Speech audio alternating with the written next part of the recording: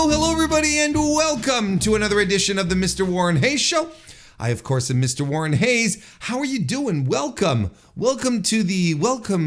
to my humble wrestling home, where we are going to be talking about professional wrestling for the next couple of hours, because that's usually what we do here on youtube.com/Mr. Warren Hayes. We're on your favorite podcast application. Hey, 5-star reviews on Apple Podcasts, 5-star ratings on Spotify, and likes on YouTube all help the podcast grow. It is tremendous. Thank you very much in advance for helping out. Listen, we've been experimenting and trying out doing many more streams over the week to talk about wrestling events and such, and news and happenings, and it's turning out pretty good. So tonight we're going to have tonight, whenever you're listening to this, we're going to have a bit of it's going to be a collection of highlights of things that I've talked about over the week. We've got a lot of contract news, specifically about we're talking about the Miro contract situation. We're talking about the Daniel Garcia contract situation. He still hasn't re-signed with AEW. We are officially on Garcia watch here on the podcast. We're going to be talking a little bit about the Vince McMahon doc, at least as far as Vince is reacting to the doc. And plus, we're going to be previewing New Japan Pro Wrestling show this weekend, Destruction in Kobe. It's happening this Sunday. So we're running through all of that. So we'll get right to it, starting up with the highlights. Thank you very much, everyone, for being here. Let's get to it. We have an update on the Janel Grant lawsuit that we're going to talk about here. There was a press conference that was put together on September 19, 2024, of course. That was put together by Janel Grant's team, specifically her attorney, Ann Callis, and Kendra Lamy, I guess, of SKDK. By the way, if you're like wondering, what is the SKDK thing all about? Well, we found out that, earlier this week that Grant had hired the services of SKDK, which is a communications firm experienced in working with survivors of high-profile abuse cases, notably survivors of Harvey Weinstein and Jeffrey Epstein as well. They held basically a brief press conference and set it up ahead of next week's release of the Netflix documentary about Vince McMahon. Callis and Lamy fielded questions from media outlets both within and without the world of professional wrestling. And Callis's opening statement said that Janel Grant was a survivor of incompressible abuse at the hands of Vince McMahon, John Laurinaitis, and WWE, saying she can't leave her home for weeks at a time because of the anxiety and stress. On the call, Brendan Thurston was called upon and asked if any other victims had made themselves known. While there was, Callis basically said that while there was people reaching out at the start of the lawsuit, no one has come forward recently. Callis believes that more women have been abused by Vince McMahon, if only because of the existence of the other NDAs. When asked why Grant and Callis decided to not take part in the Netflix documentary, they said they were in no rush to tell the story, and that it wouldn't be the right outlet to do it either. Wouldn't be the right timing, the right project in which the story should be unfurled. What Callis said is that Grant would do it her way, on her own time, and the right way. A USA Today sports reporter asked if they had heard anything from WWE directly regarding the suit. And Callis says that there had been some outreach at the beginning, but nothing since then. A reporter then asked if about the Southern District of New York's investigation into Vince McMahon and their requested stay of the Grant case. The reporter wondered if there were any updates that they could give. Callis confirmed that the civil suit is currently stayed upon stayed upon request, of the Department of Justice, and that the stay is valid through December. But she had no updates on the SDNY's investigation. She added that she hopes charges will be brought expeditiously, allowing Grant's civil case to resume. There was also, interesting enough, there was also Lee Cole, who was called upon, who was on the call and was able to ask a question. Lee Cole, for those of you who don't know, is the brother of former ring boy Tom Cole. Bit of a tragic story here that you can definitely look into if you want. But he called in and asked Callis how Janel Grant and her team would respond to people who wonder why, if you're being abused, why would you keep returning to your work and maintain a relationship with your abuser, in this case, Vince McMahon, in Janel's case. Callis thought this was a great question and thanked Cole for it, saying that Grant was coerced, she was human trafficked, and she felt she had no choice. Callis also stated that WWE employees knew of the relationship that she had with McMahon, and she was met because of that with hostility instead of care or action. Then they also had Chloe Mellis of NBC Entertainment, who was on the call, and she straight up drew comparisons with the case now with against Sean Combs, right? P. Diddy, and she drew direct parallels there and asked, if there was if the potential was there for an indictment for Mr. McMahon. Of course, Callis doesn't know. She acknowledged that an indictment was possible, expressed hope for it, but reminded us that the SDNY is conducting an active, non-public criminal investigation into Vince McMahon. So details are very scarce. So that was the main stuff that we got to glean out of the lawsuit. Not out of the lawsuit, out of the press conference, which was essentially an update, and it was a PR move. We don't have to dance around this. This was a clear. This was a clear PR move, and not even something you have to analyze, because they were outright saying, we are doing this a week before the release of the Netflix documentary, and we want to just remind people that there's going to be things in here in the documentary that are missing, such as this lawsuit that's going on, these accusations, these allegations that Janel Grant is holding Vince McMahon accountable for, and WWE and MrWarrenHayes. Let's not forget, it's not just a suit on Vince. It's the whole triumvirate here.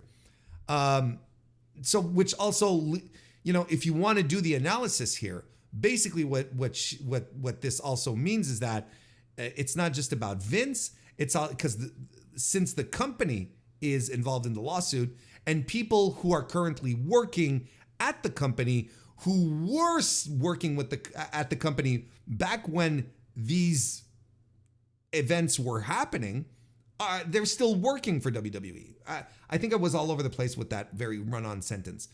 What I'm trying to say is that if anything, even if Vince is no longer with the company, there are still people working for WWE right now who were working under Vince when Vince was allegedly abusing Janel Grant. And they're still there. There's people who are still in position there. There's people who knew that it was happening and have never really been challenged on it really either. I know WWE likes to say, bad man gone, right? The mean old wolf is gone. Now it's the Paul Levesque era. There's no more dirty old Vince McMahon hanging around doing stuff. That's done. Now we're just like one big happy family. But the thing is that Paul Levesque is a guy who was around, and I'm not the first to point this out. I won't be the last. And he was, he's Vince McMahon's son-in-law, married to the daughter. and other people working there who are also very close to Vince, who are working very close to Vince, how could they not know what was going on either? Or maybe not how could they not know, but it would be plausible that they'd know some things, that they would have heard some things, that they would know. Yeah, but everyone's sort of putting their head in the dirt because WWE's making more money than ever, and it's very important for WWE to snap that relationship away. I'm convinced that I haven't seen the Vince McMahon doc, but I will watch it. I will absolutely talk about it on during the course of the podcast or the streams on YouTube. I'm convinced that the main reason they're putting out the documentary now is because, well, first of all, WWE is going to Netflix under a very negative cloud right now, right? So it's very, very important in public perception to break away from Vince as much as possible. And I think that's what the documentary is going to do. It's not going to be an outright dismissal of Vince, because there are too many people still loyal to Vince working in that company, right? And there's even people still loyal to Vince who don't even work for the company anymore. So I'm expecting, it might not be the case, but I'm expecting at the very least the case to I'm expecting the case, excuse me, not the case, but the documentary to paint Vince in a proper shade of bad, to be able to just like move things away. But man, they're going to spend so much time leading up to the moment where people start talking ill about Vince. They're going to spend so much time putting him over, talking about how much he was a genius, how he's a self-made man, how, he's always done what he always wanted to do. He's an example of American entrepreneurship and all this stuff. Like, they're going to make sure that all of that goes over, most importantly. And then, well, we might talk about the bad stuff. And I'm excited to see just how much bad stuff we get into. Because they cannot not mention the Janel Grant lawsuit, because it's ongoing right now. But are they going to talk about, and they have to talk about the steroid trial because it was national news for a while. But are they going to talk about the Ring Boys? Are they going to talk about Rita Chatterton? Are they going to talk about the NDAs in general? Are they going to talk about Owen? Again, you feel like they're going to have to talk about Owen at some point, right? There's stuff like this that is just completely inescapable. But, they're going to put over the fact that he's this larger than life character that, Vince is brilliant. No one has ever had a mind like him, and so on and so forth. I'm like, okay. And then they're going to slightly part ways at the end of the documentary. Then it's going to be, but now Vince McMahon is gone. It's a new era in WWE. And there's going to be some mild comments. You might have a guy like, I don't know, maybe The Rock, who might say, well, Vince comes with baggage these days and it's very unfortunate, but now I feel like now that he's gone, everyone can focus on delivering a great product. That kind of stuff. It's going to be these types of comments that are going to wrap things up. You're not going to hear John Cena say a single bad word about Vince. I can promise you that. Like, he's not going to say a single bad word about Vince. Undertaker either, if he's interviewed at all, right? And the thing that I find frustrating and disappointing is that the level of allegations that came out in this lawsuit were just mind-boggling and terrifyingly awful, right? And despite the fact that people have been watching wrestling for a while or read about wrestling and know about Vince's past alleged transgressions, know that there's a pattern here.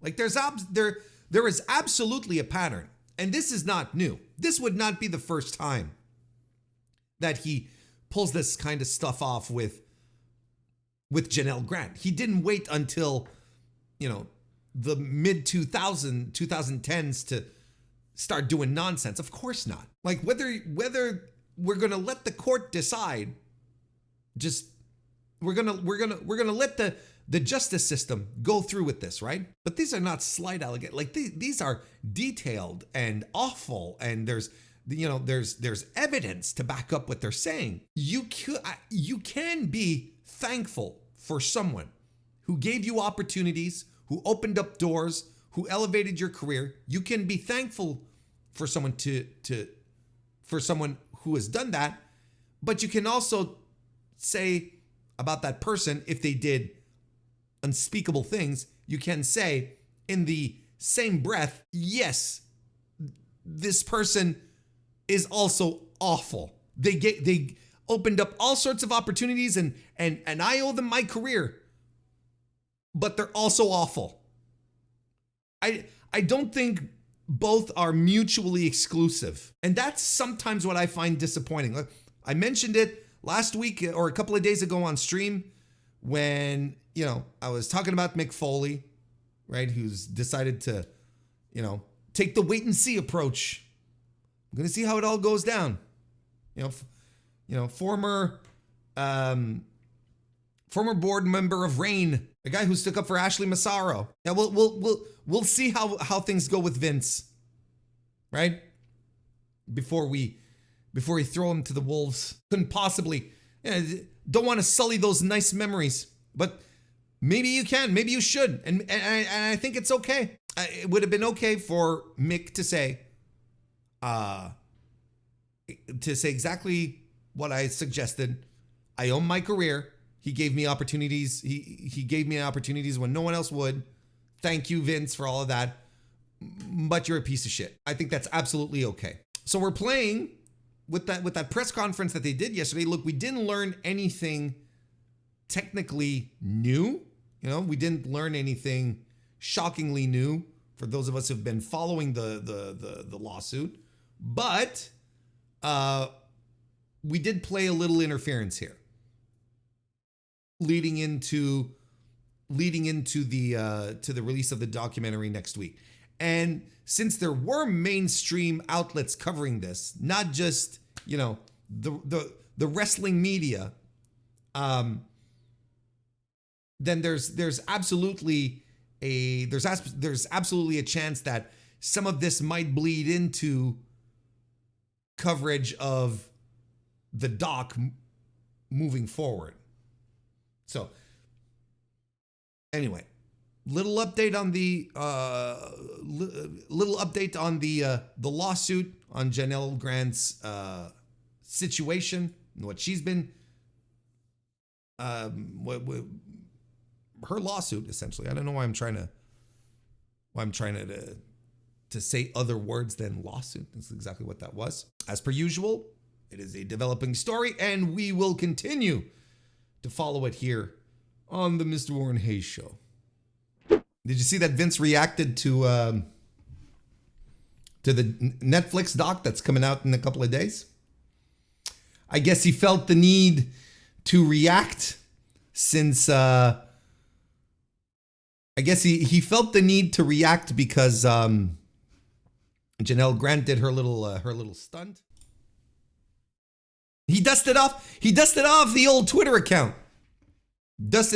When I say he dusted off, right? He got his assistant. He got his newest flame. I don't know how this works. I don't know. You do the Twitter. Here's what he's had to say about the Netflix doc. I don't regret participating in this Netflix documentary. Were we wondering if he did? The producers had an opportunity to tell an objective story about my life and the incredible business I built, which were equally filled with excitement, drama, fun, and a fair amount of controversy and life lessons. It's putting it mildly. Unfortunately, based on an early partial cut I've seen, this doc falls short and takes the predictable path of conflating the Mr. McMahon character with my true self, Vince. The title and promos alone make that evident. A lot has been misrepresented or left out entirely, in an effort to leave viewers intentionally confused. The producers used typical editing tricks without of context footage, and dated sound bites, etc., to distort the viewer's perception and support a deceptive narrative. In an attempt to further their misleading account, the producers use a lawsuit based on an affair I ended as evidence that I am, in fact, Mr. McMahon. I hope the viewer will keep an open mind and remember that there are two sides to every story. Do you realize, by reading this, do you realize that we are this close to a Hulk Hogan, Terry Bollea defense, right? Hulk Hogan's penis is huge. Terry Bollea's, maybe not as much. We're this close to that kind of defense. And I'm not kidding. This is exactly it. Blurring the lines. I mean, we will all be able to be the judge of it, right? And very shortly, because the doc, I believe, drops at midnight Tuesday, right? I think that's what Meltzer reported. At the very least, Wednesday, right? That's what I had originally heard. But then Meltzer started talking about that the doc was going to be dropped on Tuesday, right? I mean, this is exactly what he wants to, exactly. He knows exactly what he's doing here. He's saying, but I was a larger than life character, and now they think the larger than life character was me. What a bunch of marks. This is exactly what he's saying. It's the Hulk Hogan, Terry Bollea defense. We're going down that exact same path. The people don't know the difference. I'm an entirely different guy. Whereas most of what I've heard about Vince and that you can read about Vince is that the Mr. McMahon character ain't that far off from Vince. We're not that far off. We're kind of close to Vince. So basically what he did here was send out the marching orders or the talking points to the weirdos who still decide to defend them. It's like, oh no, but they think Mr. McMahon, the character, was actually Vince, and so on and so forth, right? And if I'm not mistaken, in some of the sound bites that they released in the trailer for the doc, you even have people saying, Vince was Mr. McMahon most of the time, but he never. Once you got to see past that, you could see that Vince was an entirely different man. That's the narrative we're constructing here. That whatever's presented in the doc in the doc is not going to be the real Vince. It's going to be the character of Mr. McMahon. The marks can't figure it out, fellas. A statement from Janel Grant's attorney, Ann Callis, on Vince McMahon's comment about the upcoming Mr. McMahon doc. Vince McMahon physically and emotionally abused, sexually assaulted, and human trafficked Janel Grant for more than 2 years. Calling his horrific and criminal behavior an affair is delusional and nothing more than a sad attempt to save his shredded reputation. Although Ms. Grant has not seen the Mr. McMahon docuseries, we hope it shines a bright light on his abhorrent and criminal actions by accurately portraying the realities of his abusive and exploitive behavior. Ms. Grant will no longer be silenced by McMahon. Her story, though deeply troubling and exceptionally painful, is one that can help other abuse survivors find their voices. We seek to hold McMahon, John Laurinaitis, and WWE accountable, and to give Ms. Grant her day in court. It's a good statement. You gotta love it. That's good stuff. I mean, here's the other thing that we can never really forget here. We also have John Laurinaitis in WWE here that have to suck it up. Listen, if the doc does indeed paint Vince it's like we talked about it last time. If the doc paints Vince in a bad way, there will be more than ample time in the docu series, as they call it, for WWE to distance themselves from Vince. Well, you'll have, people running the show right now saying, well, Vince is no longer here. Well, his shadow no longer looms over us. Whatever he did is in the past. Now we're only looking forward, right? There's going to be that if they do indeed go down that path, because I could not fathom Netflix getting into this deal with WWE, the media deal that they got into, and then release a doc that trashes their new partner, right? Or paints them in the bad light, where Netflix would be in a position to maybe backtrack on stuff and be like, well, this is embarrassing.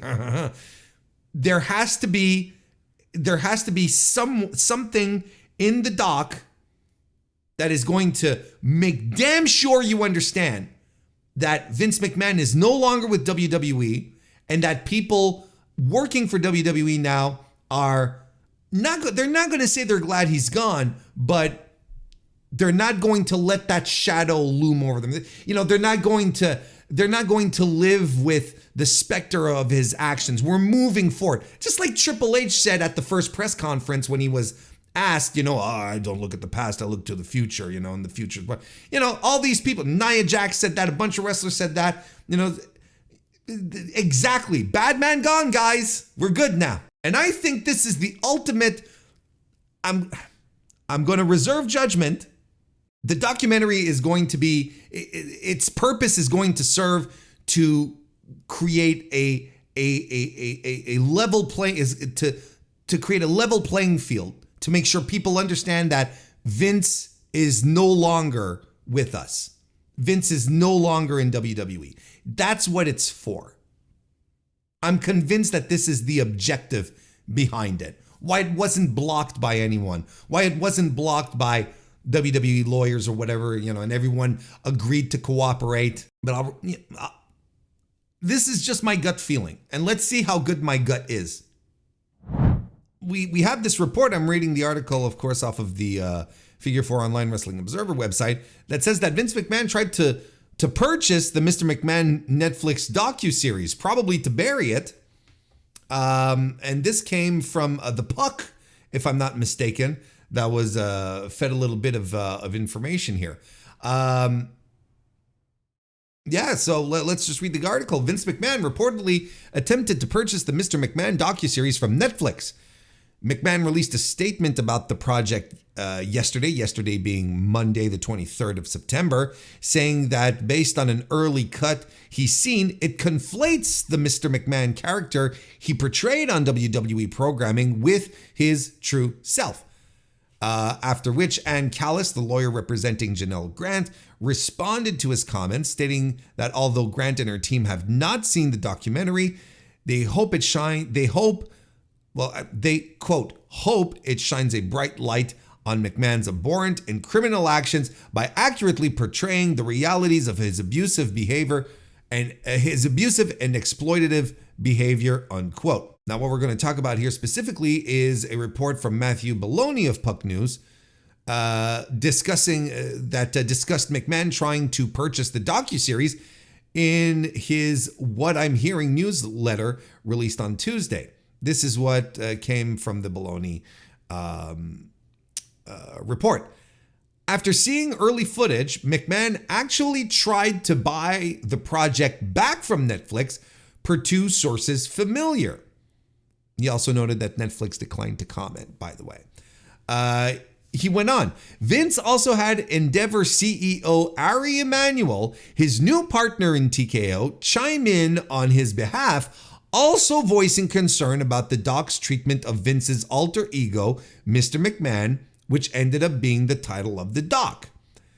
Netflix refused to let the project go, and this past January, the worst McMahon scandal broke when a former employee sued alleging terrible abuse.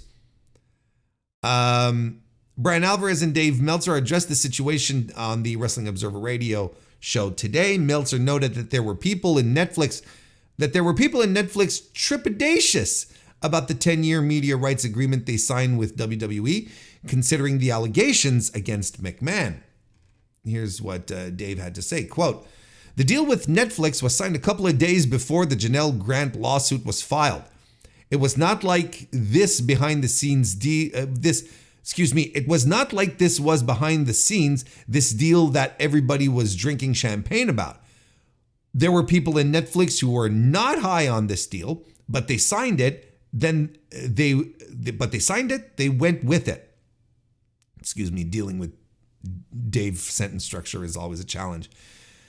"But there were people who were trepidatious about getting into business with WWE." Well, unquestionably, like that's, that to me is not a revelation. You can sign the biggest deal for your company you want, but there will always be people who will be like, oh, I don't know how this is going to happen. Like usually the salespeople are going to be very, very excited. The salespeople, the boss, they're all going to be very excited. But it's going to be like, hell yeah, it's time to, get excited about things. But, then you go a little down the chain, you start talking to other people, in operations and public relations and other departments, whatever departments your work contains, development, manufacturing, so on and so forth. And maybe some people are like, this deal ain't so great. Well, so that to me is not necessarily that big of a sign here. Yeah. So here's the thing that's important. And I think if we pull up this article here from Post Wrestling, penned by the hand of John Pollock, I think he adds a little more substance to this here. Pulls up a few more of the details from the Puck Report here.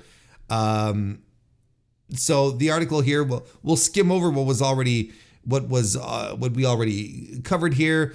Talking about Vince trying to purchase it, that he saw a partial cut of it. There was a lot that was misrepresented. McMahon participated in the series with multiple sit-down interviews before his resignation. We should put that in quotations, right? Resignation. It doesn't take a rocket scientist to understand that Vince was forced out. It wasn't like an early retirement, no matter how we wanted to paint it. Anyway, the series will drop on this Wednesday here, from producers Chris Smith and Bill Simmons, with WWE not holding any production credit and quietly removing WWE studios from the project. And this is something that was pointed out a while back, a few months ago, and that makes this all the more interesting, right? Where WWE generally would pour money into this thing and just make sure that it toes their line, that the studios are involved, that they have some kind of producing credit. But no, this is all they were removed quietly from the project. WWE has never promoted the series, despite embarking on a $5 billion deal with the streaming giant, being Netflix, of course, which is very curious, because we've seen them advertise Amazon Prime shows, in the not too distant past, and no, they're completely mums the word on this, which is very interesting, which is something that absolutely does, me personally, piques my curiosity. Nick Khan announced the project during the 2020 third quarter earnings call with analysts, and stated that Smith, Simmons, and WWE Studios would be involved.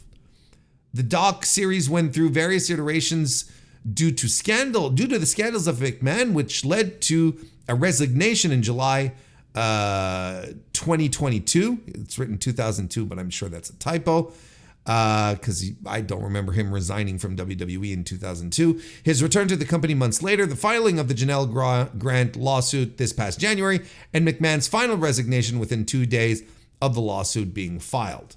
my position is still the same. I like, despite the fact that Vince seems to have some trepidation, because there's a lot of people who are trepidatious. That's the word of the day. There's a lot of people who seem, a little anxious at the idea of this doc coming out, and Vince seems to be one of them. My position still hasn't changed. I think that there's going to be a lot of this. There's going to be a lot of this documentary, probably towards the end, that is going to serve to clearly separate WWE from Vince. Make sure that everyone understands that Bad Man is gone, and that it will help bridge a gap for Netflix to make them to sort of be able to shine a good light on them using or getting into business with WWE and making it clear to everyone. It's like, well, Vince is gone. All the bad things that Vince was doing, he's done doing those, because he's not with us anymore. He hit the bricks. He's gone. So, Netflix is like, so we got into bed with this new partner, and the bad apple is gone.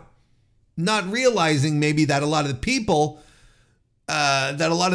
who were around when Vince was doing the bad things are still around, and still haven't fully come clean on what they know, what they didn't know, and so on and so forth. So I still think the doc is going to do that. But I'm a little more interested in seeing just what does Vince have to hide here? How much of what is being presented truly is like a confusion between Vince McMahon, the man, and Vince McMahon, or Mr. McMahon, right? How much of the water's getting muddied on that front? Like I said, it's Vince is doing this just like he put out his statement, and he put out his statement, and he's doing this so that his defenders can have talking points to say, well, Netflix confused everything. They're marks. They got sucked into this. They thought this was all real, but it's all a character. Look at these marks, essentially, putting all of this together. So that'll be interesting. It'll also be interesting to hear a lot of people who got interviewed for this, because there's one thing we have to keep in mind when watching this, and I think this is crucial to remember, is that a lot of the interviews that will have happened for the docuseries took place before the Janel Grant allegations. And I would even go as far as to say most of them did. Because at that point, they're probably done with principal shooting. They're probably, deep into post-production or something, Like, these things take a while to put together, right? And I kind of think that, we saw the faces, The Rock and Cena and Austin and Levesque. These are all people that will have likely been interviewed before the Janel Grant allegations, or the lawsuit, I should say. So I'm not saying that because we need to we feel like, I feel we have to cut them some slack, right? Because we really don't. We really don't. Because the question still remains as to how much these people knew. Guys like Triple H and John Cena, who we know were close to Vince, are close to Vince, were unquestionably aware of stuff that was going on. The opposite seems improbable. If Vince would do what he did as outlined in the lawsuit, where he'd film himself having relations with Grant, and then take his phone and start showing it to staff and people around him. It's like, hey, check this out, Well, isn't that kind of, you would expect it's not improbable to think that maybe he showed something to his good old pal John Cena, or that his brother-in-law knew about this and was aware that something, I don't know if he would have actually shown him this. I think that would have been weird, but these people are not like us at the same time. Like, I'm very, very interested to see how, to watch the documentary under this umbrella where Vince really just tried to buy it back and silenced it. Ended up, he wanted to buy it back to silence it, is what I mean. I think it's interesting. I think it's very fascinating. And look, the documentary comes out on Wednesday. Streaming right now on a Tuesday. You're watching, so that's tomorrow. If you're listening to this podcast later, well, then then the documentary is already out. So, I'm going to watch it. I'm going to watch it if only out of pure curiosity, because I want to see how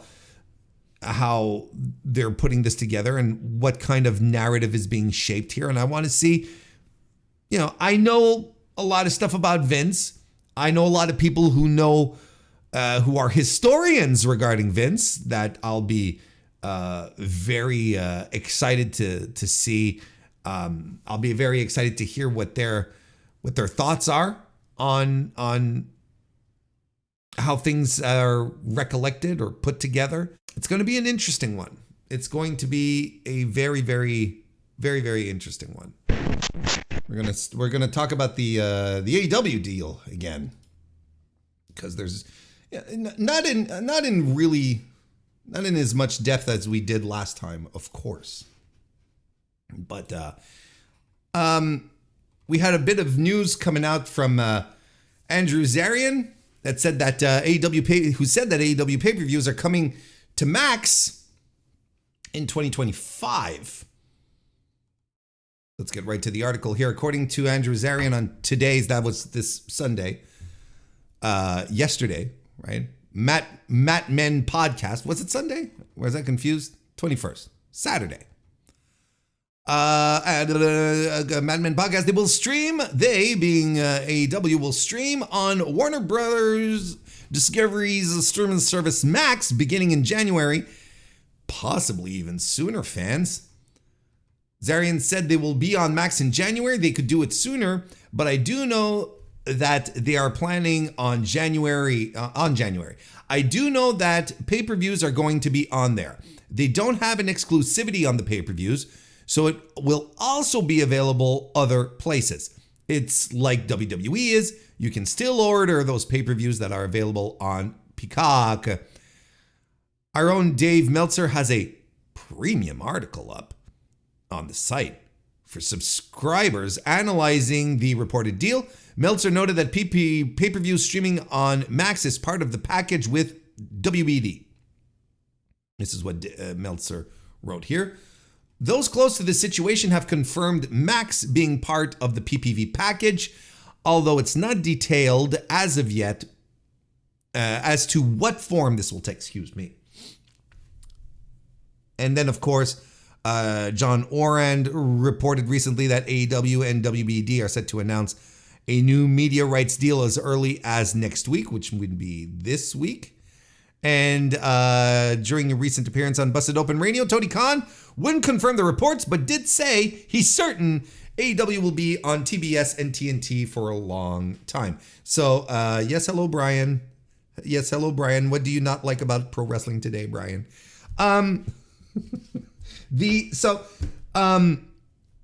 So the rumors continue to circulate. People are very anxious about the pay-per-views. They're very, very nervous about what's going to happen to the pay-per-views. People are sick and tired of paying $60 a pop for the pay-per-views. As if they don't, hit the high seas to watch the pay-per-views. Now, don't get me wrong, they're expensive, but maybe it's because I've been around for a while and I've gone through proper, pay-per-view cycles. I'm like, well, this is kind of normal. This is kind of what you have to do. And in fact, the WWE network was not what you had to do. That's in fact what you should not have done in the first place, because it ended up devaluing the pay-per-views, which is why I think people are angry that AEW pay-per-views are like $60. And they're $60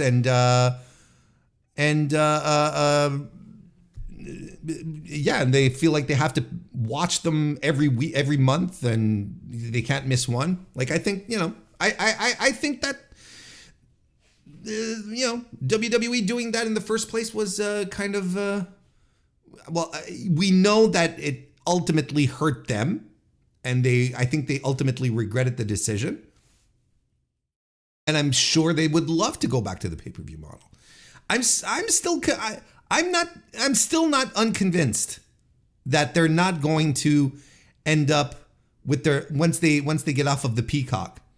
I wouldn't be surprised if certain PLEs, if not all, go down the pay-per-view model. I'm still convinced they're going to do it they're going to start it off with a SummerSlam, not a SummerSlam, with a WrestleMania. They're going to start it off with the WrestleMania, and then probably the Big Four, right? The Big Four. That's what I'm thinking. Anyway, back to getting off track here a little bit. I'm not going to lie. Like, I really like the quarterly pay-per-view model too. I thought here's what I feel like it was able to do. They were able to have really important TV shows. Like, one thing I was really excited about when AEW was still doing the quarterlies is that you had the super shows, right? You had your Fyter Fest. You had Winter is Coming, right? And they and what was the other one? Fight for the Fallen, and so on and so forth. And they felt Quake at the Lake.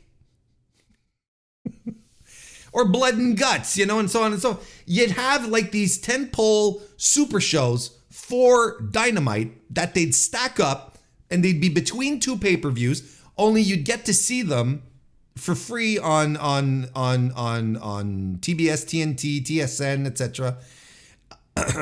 and that'd be great.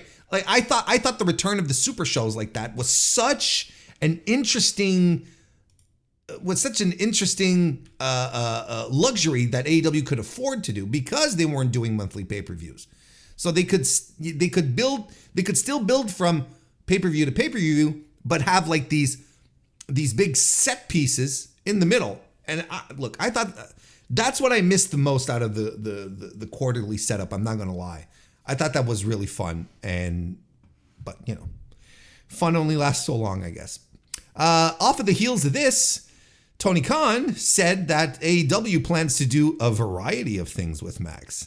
Now, taken out of context, hello, you want to do a variety of things with Max, huh? How you doing? A report from Andrew Zarian over the weekend. This was published today. A report from Andrew Zarian over the weekend stated that AEW pay-per-views will be available on the WDBD-owned streaming service in January 2025, or potentially even sooner. However, during a recent interview with WFAN, the AEW president said the relationship with Max could involve more than that. This is Tony Khan's quote here. After the merger, because AEW has been really successful, we're one of the companies WBD have really gotten behind and built and grown with. It's awesome for us because as cable has changed, there are a lot of possibilities in streaming. So that's very interesting. When asked about AEW pay-per-views ending up on Max, Khan responded that it's not just the pay-per-views that could end up there. He said the following: the plan is I think, do a lot of things potentially with Max, wink, wink, and that some could involve a variety of things, wink, wink. Tony's a little frisky here. But we have the shows on TBS and TNT, and that's how they're available now. But I think as far as Dynamite, Collision, Rampage, pay-per-views, everything's on the table. I think that's an interesting quote, right? Where he says, look, we might just end up sending things on directly onto streaming. Is that, don't you guys and gals and non-binary pals feel like it sounds like? But we have the shows on TBS and TNT, and that's how they're available now. But I think as far as Dynamite, Collision, Rampage, pay-per-views, everything's on the table. Isn't that interesting? Like, I think that's a very fascinating quote to the degree that maybe this is finally what we're going to do with Rampage, folks. You know, the biggest concern, the biggest concern of, out there in all of wrestling right now online is what are they going to do with Rampage? Rampage such a failure. What are they going to just get rid of Rampage? You hear that every week. I mean, is that feasible? Because Max has original content as well. So maybe they have a deal where it's like, okay, sure, Dynamite, Collision, those stay on TBS and TNT, but Rampage could become a Max-only destination. So you get an extra hour of wrestling on the streaming service. Why not? Here's what he had to say more about the pay-per-views, because I think that the pay-per-views are what is what people are really into here. The pay-per-views, for sure, we've had great conversations about streaming. We've been doing it on Bleacher Report, but they are sunsetting Bleacher Report. From now on, we're going to be doing our pay-per-views on other apps, all right? Which is what currently is the deal, right? You have Bleacher Report, but otherwise everywhere else. You can get the pay-per-views other places. You can get the pay-per-views other places for now, but we're working on some exciting announcements on where to get those and what's to come with Max. But I've said it before and I will say it again. I can promise you, I'm 100% confident that you're going to have AEW on TBS and TNT for a long time to come. So yeah, like what does he mean specifically by other apps? Well, because is he just saying apps as in streaming services? There's already Fight, there's already DAZN, there's already YouTube, and does he mean ppv.com? Does he mean apps or does he mean streaming services? Whatever. But I think this is interesting. I don't know if the pay-per-view situation is still very intriguing, right? And I was listening to the Flagship guys earlier this week, and they were talking about, they were based on estimations, I should say, on numbers that AEW is currently pulling in.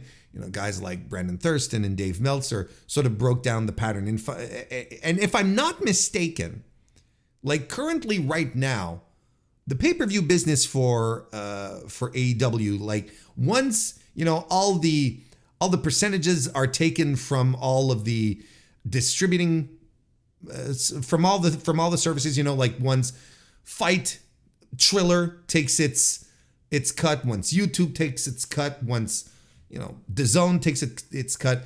They estimate that that the pay-per-view business for AEW is about a $10 million thing. Like, and we're talking $10 million in probably like, I don't want to say profit, but let's say, after deductions. How about that? I don't want to say necessarily profit because it's not necessarily profit, but after deductions, they're estimating at about $10 million, right? So $10 million is a good chunk of change that I don't think AEW would necessarily be ready to part ways with. But at the same time, if your streaming partner wants to include the pay-per-views for free on their service, and they are able to pay you in advance and say, okay, well, this is what they're able to come up with a number that resembles or covers or is a median in regards to what the business of pay-per-views looks like, well, maybe AEW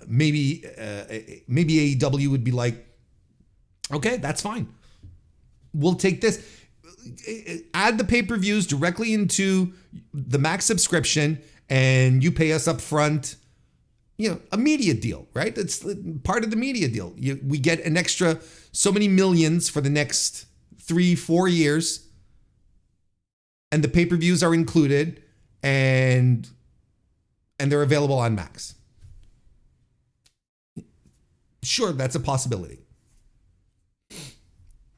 I also think that Warner Bros. Wants to make money as opposed to spend all of it.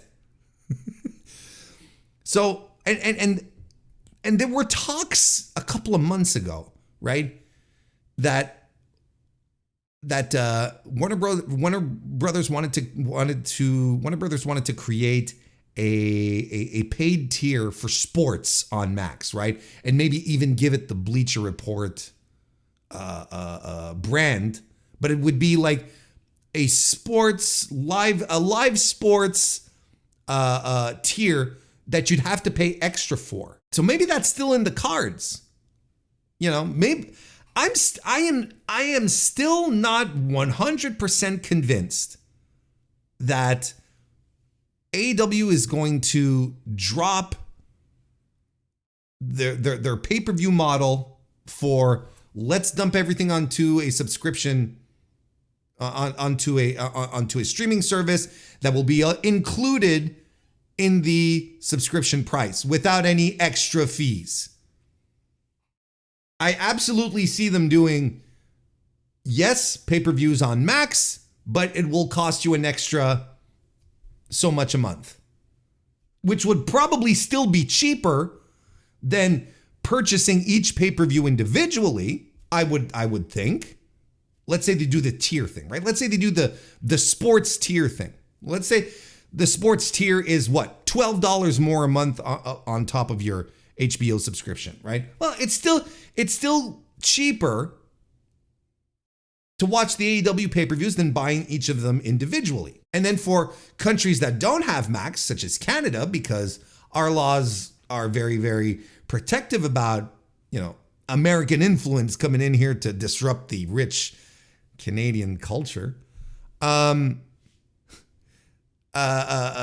we'd probably have to resort to pay-per-view on that end. Like we don't quite know, there's a lot of ways this could go, but I feel like AEW at this point, right? Don't forget, in regards to their business metrics, in regards to their consumer-based metrics, the only one that is truly successful right now for the company is pay-per-view buys. Pay-per-views for AEW do great. They're dropping ticket sales. Ratings aren't as good as they used to be year over year. They're year over year losses. But pay-per-view business, it's good. It's just been good. Why would they suddenly want to yank away the one thing that they really do have success in, that is good for them, that shows like consumer confidence? I don't know. Look, we're all speculating at this point, and we'll be seeing very, very shortly. I feel we shall be seeing very, very shortly. We'll be finding this out very shortly. What the deal is going to look like officially. Like, it's going to be announced shortly, I'm sure. I would have done it tonight. I would have done it. Like I said, I would have released the news like 15 minutes before the start of Raw tonight, and then just like dominate the conversation online. Like, no one's watching Raw. Everyone's talking about this, right? You have your Variety, drop the article, drop the story, Hollywood Reporter, all of that stuff.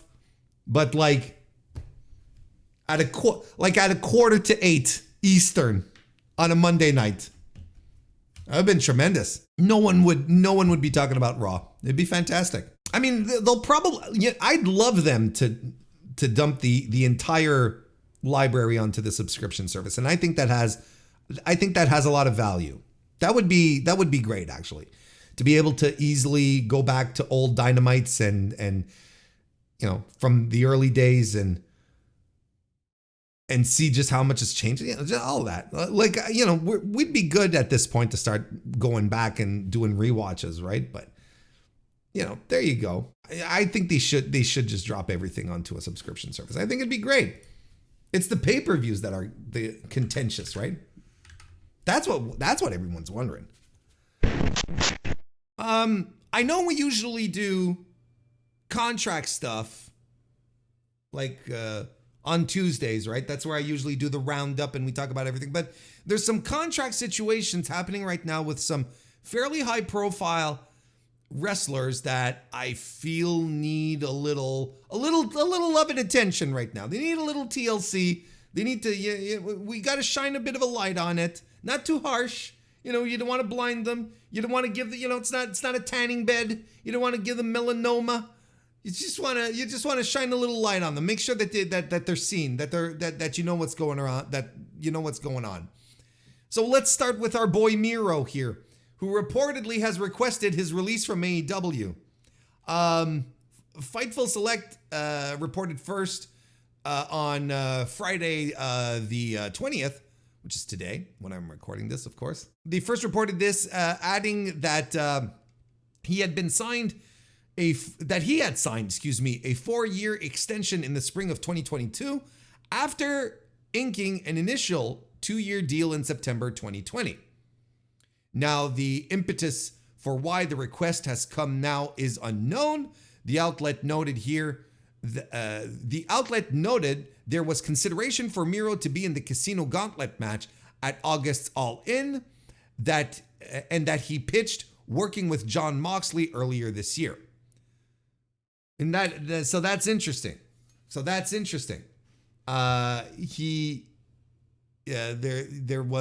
was in the talks.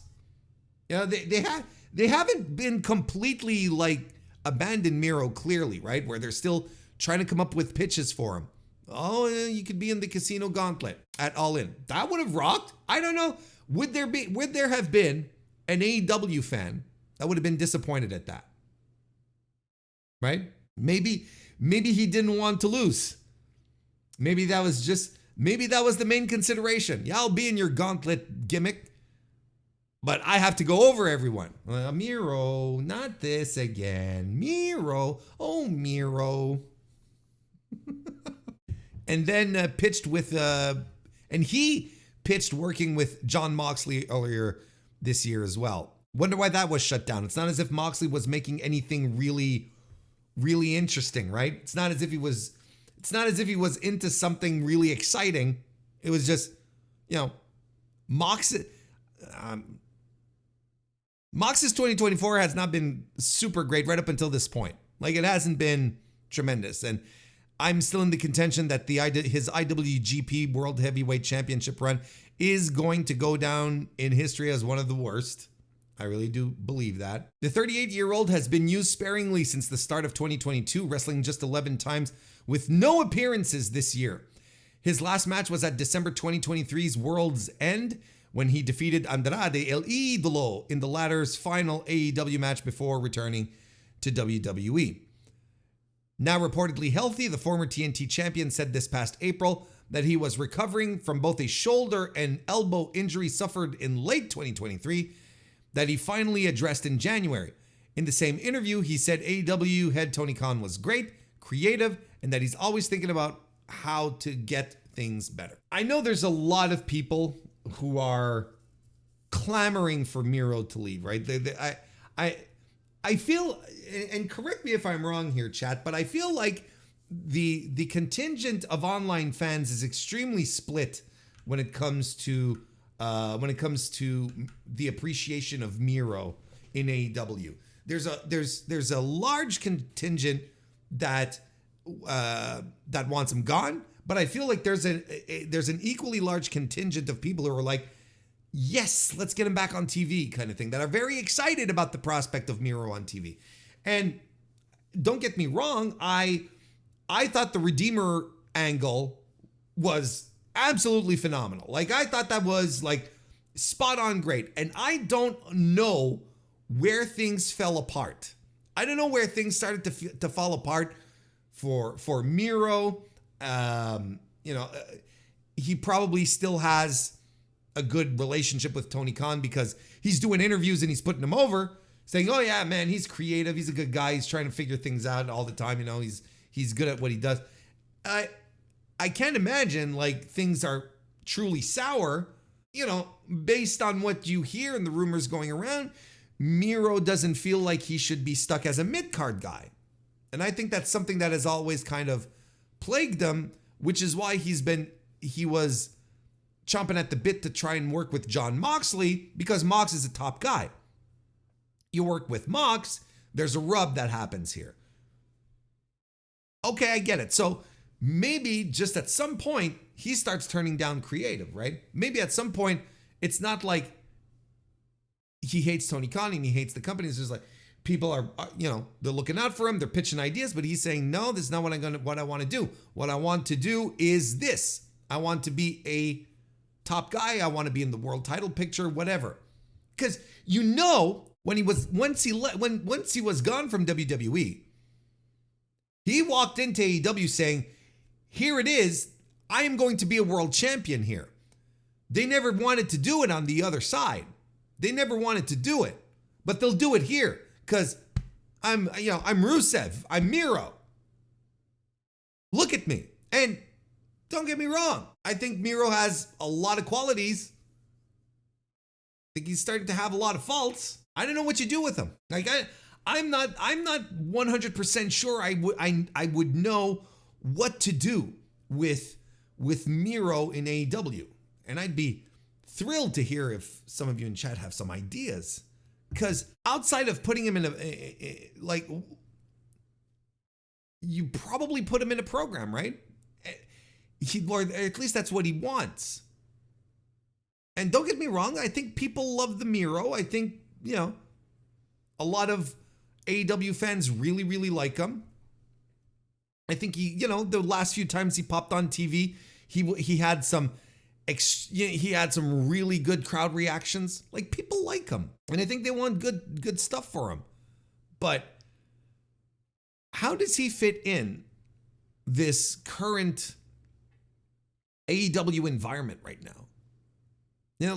Think of the top of the card right now. Think of all the top people who are there. Where does Miro fit into this? And I'm not just saying, well, we could get when Will Ospreay versus Miro be an interesting exercise, and hell yeah, it would. Yeah, it absolutely would. It would be a fascinating exercise. But what's the push? What's the end game? What do you do with them? Because if I'm Tony Khan and I have Miro on my roster, 38 years old, pretty banged up, he's putting over other guys, right? And I don't think that, a lot of people are saying, oh, he wants to go back to WWE. Well, probably, but the grass is not going to be any greener over there. And I think he knows this. I think he understands this. Because you can ask the same question. Where does Miro fit in, or Rusev in this case, where does he fit in the landscape right now in WWE? Where do you put him? Outside of being a transitional championship defense for Cody Rhodes, basically the entire Cody Rhodes undisputed championship run so far. What do you do with him? I don't think he's that great a worker. I think he's very charismatic. I think he's an explosive big man, but you've got the Beast Mortos right there. There's already people on this roster who can outshine, outclass Miro. I think we're in love with the idea of Miro, right? Which happens a lot in pro wrestling, right? You're fascinated or infatuated with the idea of what a pro wrestler is or what they can represent, as opposed to straight up seeing what they are, what they're good for, and then and then realizing, well, maybe they're not exactly who I imagined they were. You know, Maki Ito is a wrestler that embodies that sentiment that I'm trying to express.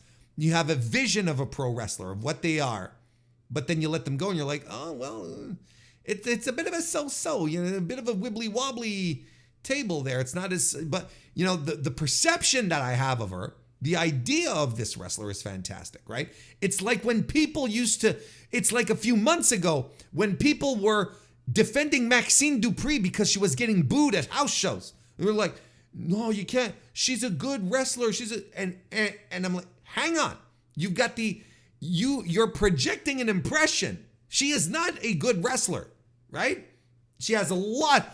She has a lot of work to do. But she's not a good wrestler.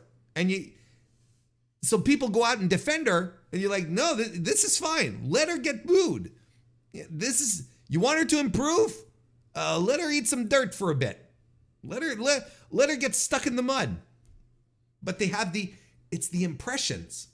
It's TikTok stuff. It's like seeing Sol Ruca doing, you know, pulling up your TikTok and seeing Sol Ruca doing, you know, handstands on the beach. And people are like, she's so athletic. Strap her up, give her a title. You know, so I'm like, it's the idea. So I think this is the case here, is that we have an idea that Rusev is this tremendous pro wrestler. And I don't think he's ever been a great wrestler, but he's made up for that in different ways. One of them being his presence and his charisma, which is off the charts. Don't get me wrong. But I don't know. I don't know what he has to offer AEW, and I don't know what he has to offer WWE either. Like, I don't know where he goes. Yeah, like Chad is pointing out, Brody King, Will Hobbs on top of Beast Mortos. I'm on a big Beast Mortos strip right now. Like, I'm just like completely pro Beast Mortos right now. But yeah, on top of that, in your company, you've got Brody King, you've got Will Hobbs. Hell, you want an average big man wrestler who, you know, has presence and can deliver a credible beating. You got the Butcher, right? Like, where does Miro fit in all of this? I think he has a bigger impression of who he is, than what he truly is in pro wrestling. It's not that I consider him to be a lost cause. I just don't know where he fits in. Chad says, I don't think there is any idea we could come up with that he wouldn't turn down. Most people just don't want him in the world title scene when we have Hangman, Swerve, Danielson, Mox, etc. This is true. You know, like I wouldn't be, maybe there's a reason here that we just don't know about, that he wants his release for something else. Maybe he's done with pro wrestling and he just wants to move on. And then again, just sit at home and get paid, right? Like, there's that too. You know, your boss is paying you to say, you're in Bulgaria right now, you're divorced, go do big meaty man, go do big divorced meaty man things in Bulgaria, right? Like, just go. I don't know what other reasons there would be other than wanting a release to go to WWE. And by the way, you know, in my humble opinion, there is no way Tony Khan is giving him a release. No way in hell. I do not believe it for a second. Not in this climate now. Tony Khan, a year ago, 18 months ago, sure. I think he probably would have been, yeah, you know, sure. But right now, in this climate, currently, where Tony Khan has repeatedly said, you know, some snide things about WWE, sometimes not so snide. You can tell that, you know, whatever good faith that he had in trying to build some kind of bridge, or at least keep good working relationship going, that's out the door. He doesn't want that anymore. No way. I don't think he's releasing anyone before their contract end. I don't think so. I think that ship has passed, Rusev. You're a little too late on that one. I mean, it's not as if the man wasn't pushed, right? He was a TNT champion and he had a nice little run and he had some good matches and he was on TV often and the Redeemer stuff was fantastic. Like, everyone loved it. He had a good little run. And maybe that's all it is. See, if we weren't, when I say we, I mean pro wrestlers, weren't all locked down into these 5-year contracts, these 6-year contracts, and we had something a little closer to what used to happen in the territories, where you know, 2 years, and then, you know, you'd pack up and you'd go somewhere else. Like, we'd be probably having another conversation if Rusev had, like, packed it up after losing the TNT title, puts a couple of guys over, and he's like, all right, I'm out of here. See you guys. Thank you very much. Shakes everyone's hands. This was a tremendous time. Now he's out the door. And he goes to somewhere. He goes to WWE. If there was more fluidity, right, is what I'm saying. If there was more of this old school way of approaching things, well, wrestlers wouldn't be stuck.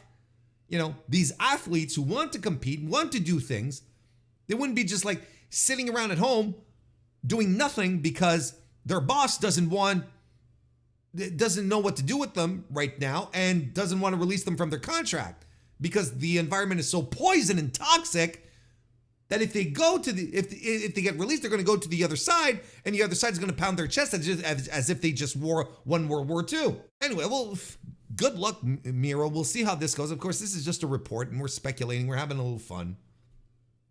We'll see how it all goes. Yeah, do we know if Rusev has any South Pacific heritage? Because he could get in on that, right? He could. I'm sure he'd be okay getting in on that. Kevin Owens is back in the news with his contract situations. Fightful Select also reporting that Kevin Owens has been approached regarding a new WWE contract, but AEW is expected to make Owens a big offer if he becomes available. So, you know, we heard about Kevin Owens' contract situation about a month ago, 2 months. I was like, oh, his contract's coming up this year. And I was like, oh, well, yeah. I think I know how this is going to go. I think I know how which way the wind is going to blow on this one, and I think KO is going to stay. I think KO is going to stay with WWE. Like, this was his dream. Being in WWE is his dream. I think he's going to stay. I think we're going to make there's going to be a lot of pomp and circumstance. I think a lot of contract information is going to be shared with reporters as leaks. But I think ultimately, for multiple reasons, because you want, that's why wrestlers leak information that their contract is coming up, right? Because they want to play both sides off of each other. They want to get the best deal possible. That's how it happens. That's how it goes. It's fine. I don't have a problem with it. But I think we're going to hear a lot of that, only to have WWE sweep him up. And be like, yeah, big free agent signing. Is it a free agent if you're just re-signing a guy who's been with you for, the better part of a decade at this point? Maybe. I don't know. I wouldn't say that. But like I said, it was Kevin Owens' dream to be in WWE. He finally made it. But let's say I want to do some devil's advocacy here. Why not? Because my gut feeling says he stays. But you can also make a very credible case by saying, well, yeah, Warren, it was his dream to be in WWE, and he made it to WWE. Now, since making it to WWE, he's won his championships, but he's been stagnating. And maybe he sees where his ceiling is. Maybe he sees that this is as far as he's going to get. And maybe he just wants to try something else out. Not unlike Ricochet. I can get that. He's very good friends with the Bucks, with a lot of the PWG guys, Warren. This is also true. And I agree with that. And it makes sense. It makes sense because I feel like Kevin Owens is a guy who, unlike, some other wrestlers on the WWE roster, doesn't necessarily wants to do something more than just collect a paycheck. I think that, he's probably real happy about the money. The money's probably really good. But I also think he probably just wants to, this is a guy who also likes pro wrestling. Like, this is absolutely a guy who came up and was introduced to a style, and it is a style that does not mesh with WWE's house style. Maybe he's at a point where he's just like, look, I just want to go wrestle. And there's this place that says that says that they're the place where the best wrestle. Well, maybe I should go check that out. Maybe I should go do that for a little while. I don't know. Am I excited at the prospect of Kevin Steen and AEW? I don't know. Like, whose spot is Kevin Steen taking up? Who is it in our crop of up-and-comers that we were all excited about that Kevin Steen would jump in and would have to sub out to, And he's getting up there in age. I know he can still go. That's fine. There are wrestlers out there who are much more banged up. And Owens is fearless. And he can do all sorts of stuff. Still, we see glimpses of it in WWE. So, of course, you can sit by and rub your hands together and go, oh, Kevin Owens completely unfettered. Maybe it's because I've seen, I'm pretty sure this is what I talked about last time. Maybe it's a me thing. Maybe it's because I've seen Kevin Steen do Kevin Steen things in Ring of Honor, PWG, that, maybe I'm satiated on that front. Maybe I don't necessarily see what would be special of an aging Kevin Steen at this point. Like, I wouldn't be upset. You know what I mean? I wouldn't be upset at the prospect, but I'd really wonder, like, what's the trade-off here? What are we not getting? Is this going to stunt a Daniel Garcia, for instance? Is this, that kind of stuff? If Daniel Garcia decides to stay, right? That's still not settled. I don't know what to think. I really don't know what to think. But there's a case to be made for Kevin Steen just hitting the bricks and saying, I just want to do something else now. I've lived my dream. I've wrestled my idol. This is my ceiling now in WWE. Like, he's never going to be world champion again. He's never going to be a top guy in this company, like a top guy. He's not going to reign supreme. He's going to be a nice little upper mid card guy. And that's it. He's not going to be in the midst of these great, he's not going to be in these great, top tier main events, with these incredible stories and, all the stuff that WWE fans love.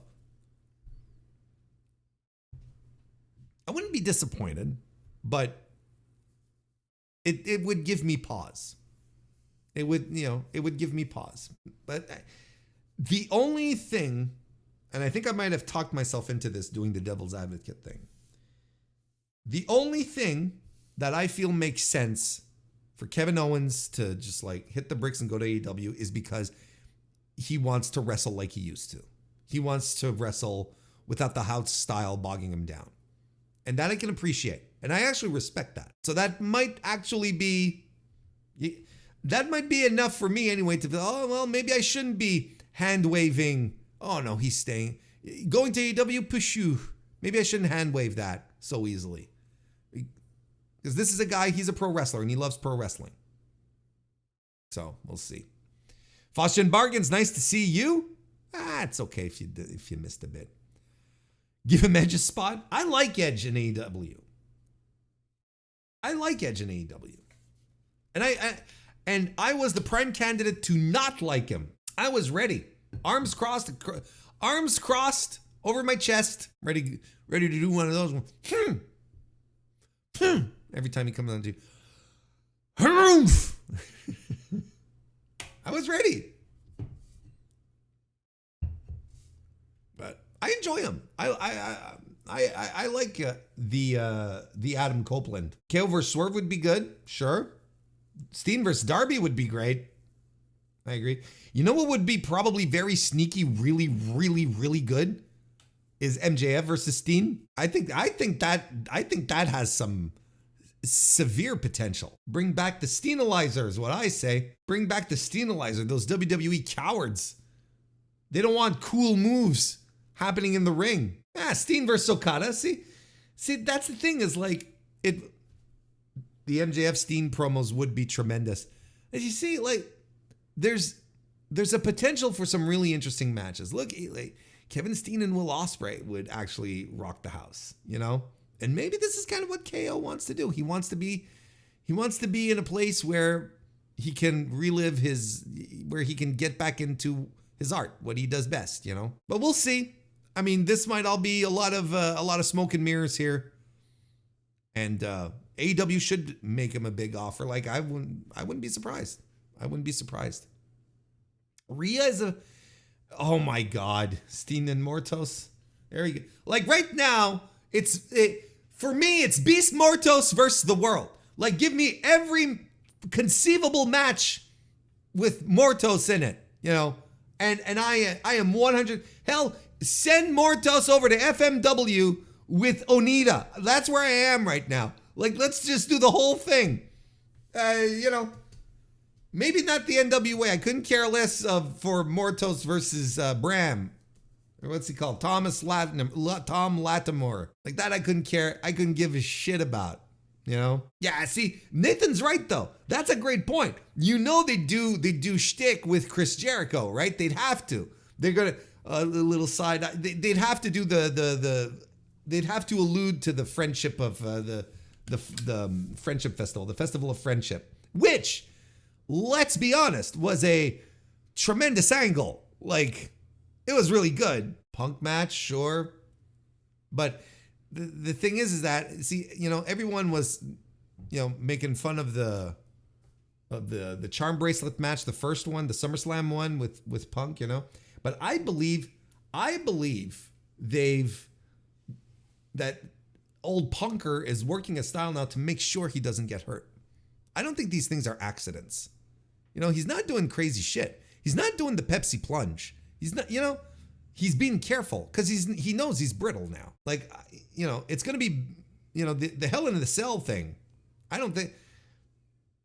have no faith that it's going to live up to the name. The last time we had the last time we had blood in a Hell in a Cell, they had cameras cut away from the guy who was bleeding while paramedics patched him up, you know, did one of these spray things to stop the bleeding so that sponsors wouldn't get upset. And then this was all happening off camera, and then the cameras came back and he was fine. I'm talking about the Finn Balor Edge thing. You remember that? They're not suddenly going to start going hard in Hell in a Cell this, you know, on the Peacock at Bad Blood in a couple of weeks. And I don't think it's just because of the sponsors. I also think it's because CM Punk is working that style now. So like even a Kevin Owens CM Punk match now wouldn't even excite me all that much because Punk is limiting himself. I'm convinced this is what we're doing. He's not wrestling on TV, right? He's not wrestling on Monday Night Raws because they're not taking any chances. He's in bubble wrap. He's in two layers of bubble wrap. You know, and the big stuff, the good stuff. You know, not the little bubble wrap that they send, you know, your Etsy candles in. No. I'm talking like the real deal big bubble wrap that where they ship, you know, fucking computers in and stuff. You know what? He knows he could get hurt at any given moment again and be out for months once again. All right, hey, you know what? Okay, here's the thing. Remember on the last stream, okay, we were talking about this. Remember this? We did some contract news on the last stream. And we were talking about how the Lucha Bros had signed a multi-year deal with WWE and will be heading to the main roster, right? And who was reporting this? Corey Hayes, not related, besides, doesn't spell his name the right way. He spells his last name like, with someone who has no idea how to spell Hayes. It's like it's a phony name. It's like a fake name. It's like a pseudonym. He's like Corey Hayes is a pseudonym. And he never thought that there might be an E there because it's not his real name. So he just go Hays.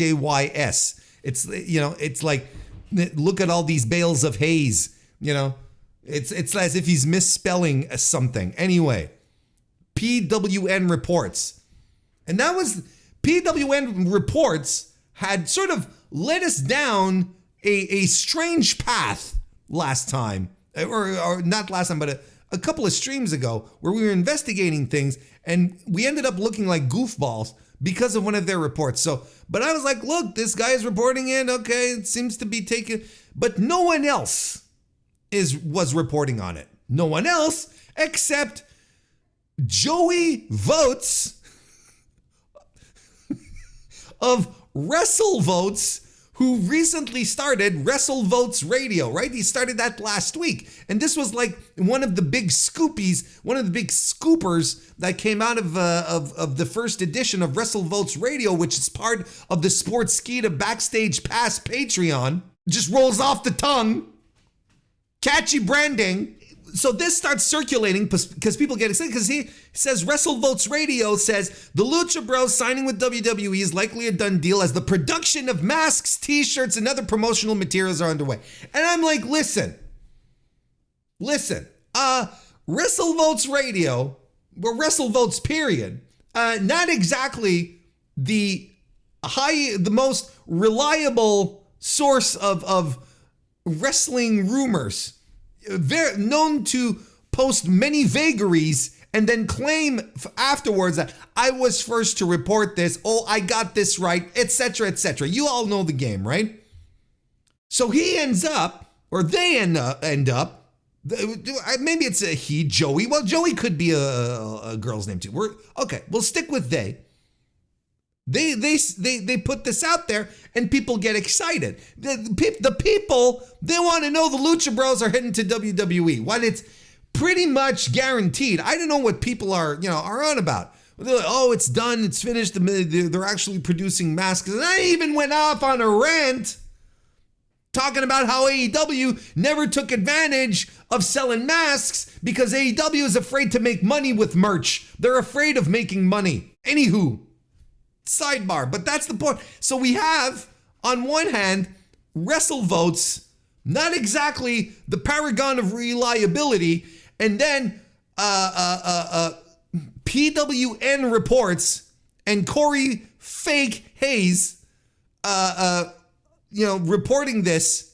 I was like, oh, okay, because it had been previously reported that their deal, the Lucha Bros, would be up between like September and August, something like that, right? Somewhere within that period. And so, okay, it's possible. Lesson learned once again. A couple of weeks ago, it was Cultaholic, right? It was Cultaholic who we read a report off, and they were citing PWN reports. Lesson learned, folks. I'm not. Why do I even pay attention to these, right? Why am I reporting on these? Why am I sitting here going, oh, this is news, when in fact, an actual trusted, real deal source of professional wrestling news, no matter what you think about PW Insider, no matter what you think about Dave Scherer or Mike Johnson himself, Mike Johnson has a long backlog of factual, accurate reporting. And he comes out and says, in regards to rumors of Penta and Rey Fenix, the Lucha Brothers having signed with WWE, we noted back in August on PWInsiderElite.com, that there would be interest in them if they ended up free and clear of AEW contractually. While the team has not been at AEW as of late, we are told by a source close to the team that they have been in communication with the promotion and are available to wrestle if needed. As I noted in my Q&A yesterday, they are both still under contract to AEW, so there is no way they could have legally signed with WWE. There is an expectation that when their deals expire, they are WWE bound, but as of right now, legally, they could not have signed with anyone else. So while they could be WWE bound, nothing can or will happen, or unless, pick your poison, their AEW deals expire. Jesus, who am I going to believe? Who am I more inclined to believe at this point? Who, legitimately, WrestleVotes?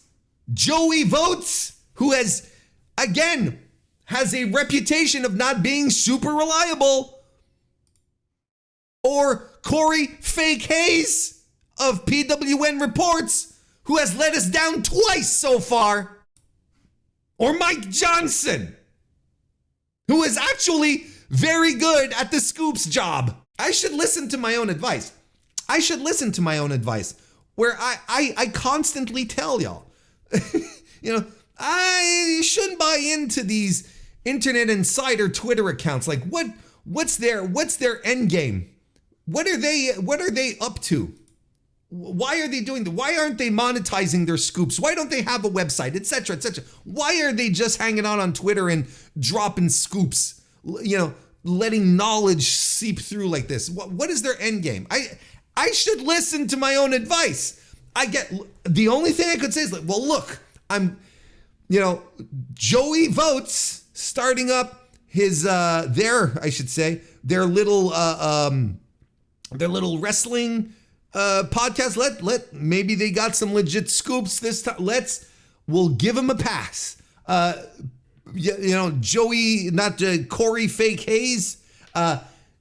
They're starting out. Maybe they have something here. They fool me once. Oh, that's fine. Maybe they'll get back on track with this. But fool me twice, shame on me.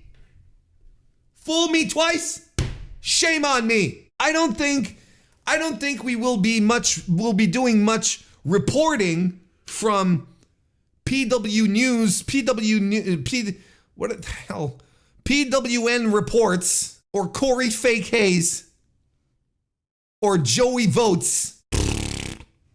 That's on me. Because if Mike Johnson comes out and he tells me, no, they're still signed. There's nothing going on. They're still signed.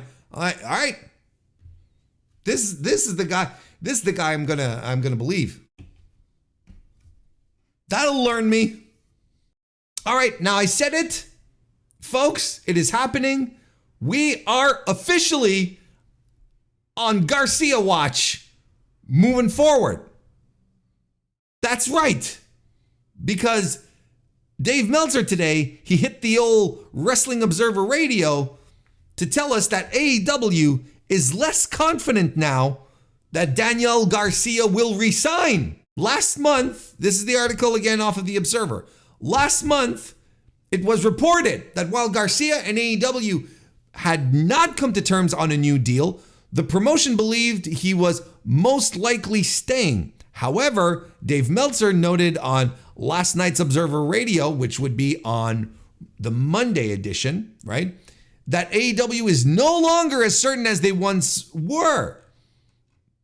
This is what Meltzer had to say.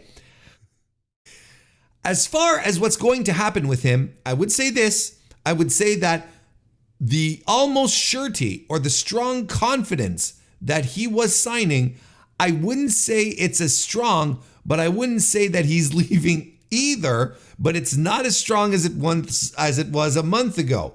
He may leave. What a great Dave quote there. That is tremendous.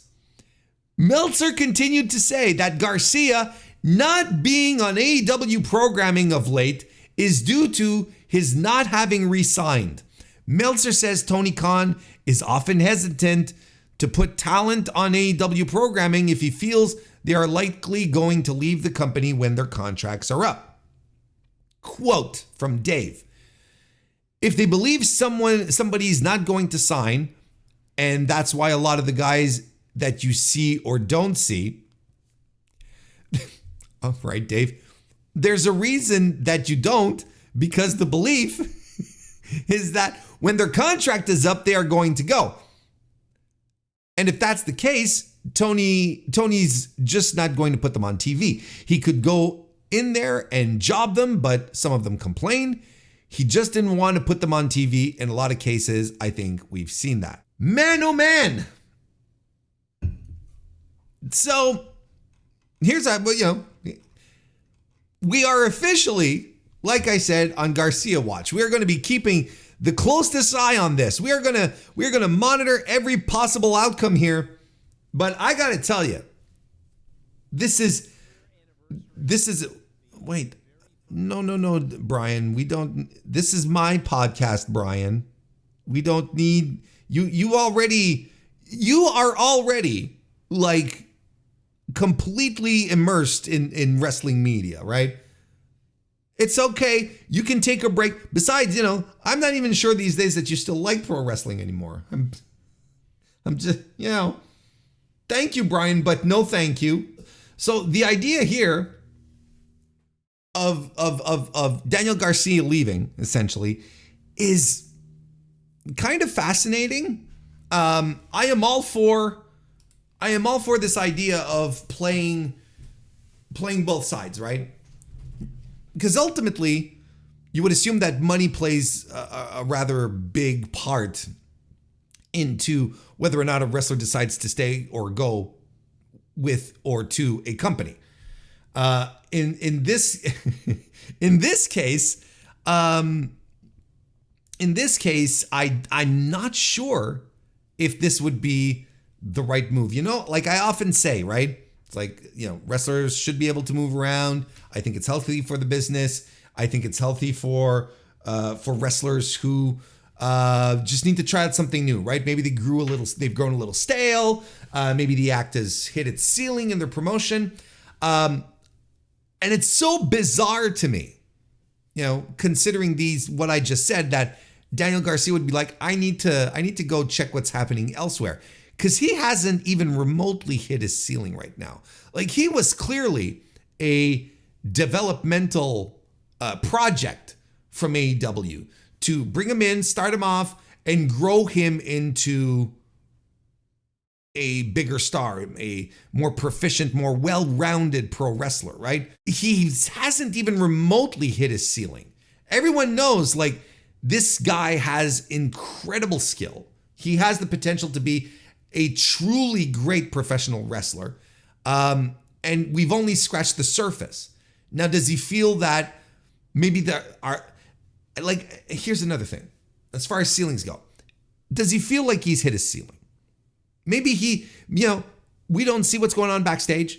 Maybe there's stuff going around that in the locker room that establishes that maybe in his mind is like, no, this is my ceiling. I will never be able to pierce through that because of all the talk, because of all the politics, whatever, so on and so forth. Maybe that's a perception he has. But from the perception of a fan who is looking at this from the outside, someone who is an observer of the business, I think it's kind of wild that he would consider that this is a ceiling, because one of the top guys in the company just started up a program with him over the summer, put him in this really heated angle, and Garcia comes back, immediately starts feuding with him, right? Like, you've got the top guy in the company, MJF, a guy who people never say no to. Like, MJF is a guy that people just do not say no to. And he's saying, I want to work with Danny. I want to put him over. I want to help elevate him. And Garcia's like, nah, my ceiling, this is as far as I'm going to get. Well, this is pretty good, right? And I'm kind of bummed out because I'm convinced that this would have been a good year for Daniel Garcia to do the C2 again and have a much better C2 than last year. You know, his Continental Classic last year was, he had good matches, but ultimately had a dismal performance overall. I mean, there's nothing better than having that person come back into the tournament and rise above what they did last year. And it's such an easy story to tell too. You have all the foundations. So I don't know. I don't know what the thing is. Is it due to the recent signings, all the signings that Tony Khan's been doing, and maybe he feels a little left out? Maybe he's just mad because he feels someone's taken his spot and he needs to go elsewhere, which is fair. I just think it is a weird decision if he decides to leave. Because let's be frank. Chat, I know you have thoughts on this. In fact, I already see some in the chat. WWE is not a place for Daniel Garcia. Are you kidding me?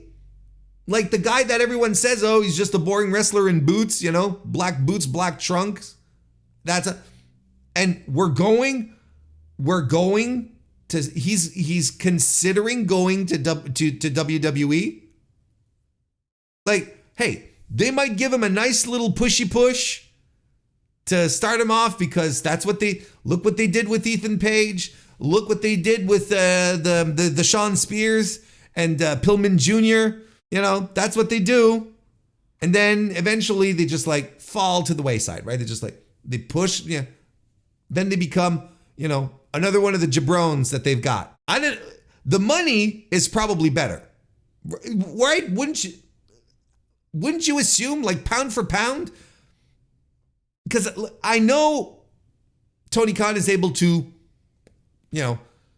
crack open the Scrooge McDuck coffers and get all the money he needs to sign the top free agents that he really wants. That's usually not an issue for him. But you don't necessarily need to hit the vault for Daniel Garcia. So, like, pound for pound, WWE maybe has better conditions, better money for Garcia. They probably want to woo him over because there will be the perception that they wooed over another AEW guy. So that's always good for them, despite the fact that they say that they're not in a competition. That's still part of it. That's still why they do it, right? That's probably still part of it. But his ceiling in WWE is Chad Gable, right? Never the bridesmaid, but always the bridesmaid, never the bride. But yeah, I would even say never the bridesmaid, never a bride. Like there's, Chad Gable in WWE is who cares? Who could possibly care? They tried and the fans bought into it, but it's like, they don't like him enough to give him an Intercontinental title reign, right? So what is Daniel Garcia going to do? Head into NXT? He's gonna start wrestling the warehouse? Gonna go mix it up with his old buddy Lexis King? And then, look, after we're done with the Charlie Dempsey matches, right? Because that's probably the one that people are like, well, at least that'd be interesting. Once we're done with that, once we're done with Daniel Garcia fighting William Regal's kid, what's left? What are we doing next? Like, well, legitimately, what is there to do afterwards? Daniel Garcia on the main roster in WWE in 2024. I want you to picture that in your mind. Picture that in your mind. And tell me if that makes sense. In AEW, because of the context, because of who he is, because I think he's a guy also that AEW fans identify as one of them, maybe not an OG, maybe not a day oneer, but a guy that fans can easily get behind because they've seen him come up in their ranks, right before their eyes. I think he has a true to form shot to raise the ranks and be one of the top guys of the company. I think he showed it with MJF. I think he showed how much progress, he's shown so much progress in his presentation. Yeah, the working with the Jericho Appreciation Society was a blessing for him. And in NXT, I mean, that's it. Once you're done with the Charlie Dempsey match, he's gonna do his dance, and people are gonna pop. And the warehouse in Orlando, they're all gonna stand up and do the hip thrusts. And then once we're done with that, it'll be a deflated balloon. It'll be a nice deflated balloon. It's kind of wild. Like, usually I'm pretty cut and dry in my feelings about guys and gals wanting to go to the other promotion. I'm like, just, okay, go try it out. But it's funny. It's funny. But I feel like in this circumstance here, Daniel Garcia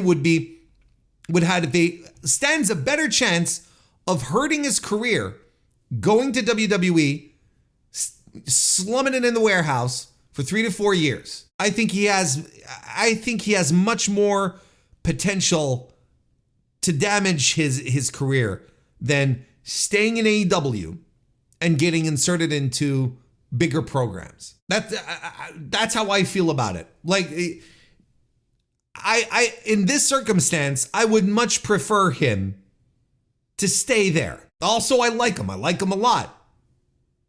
Now, from a pure, wrestling fan perspective, I like Daniel Garcia. I don't want him to go wrestle for a promotion that I never watch. I want to be able to see him wrestle. Or when I do see him wrestle on the NXT PLEs, I don't want to be reminded of what it used to be. I don't want to be nostalgic. I don't want to sit there and go, oh my God. So his contract's coming up. We'll see what happens. Maybe Garcia is feeding this news and making everyone nervous. And, don't forget, like, there's a reason why wrestler contract information gets leaked. It's not because there's people, sneaking into Tony Khan's office, at 3 a.m. in a ski mask, doing tumbling through the security cameras, finding all the right angles and putting little reflectors in front of the security cameras to give the impression that they're, you're still filming the hallway when in fact it's just a reflection of the hallway. No big heists of people breaking into Tony Khan's office to get wrestler contracts and then leak them to the Wrestling Observer newsletter. That's not how it works. It's wrestlers. It's wrestlers writing out, touching base with the journalists, the scoopsters, and saying, hey, Then the scoopsters do their job and they double check information. And then it gets put out there. And then it puts some little extra pressure on the boss to lock him down with some good money. Because there's a lot of moments where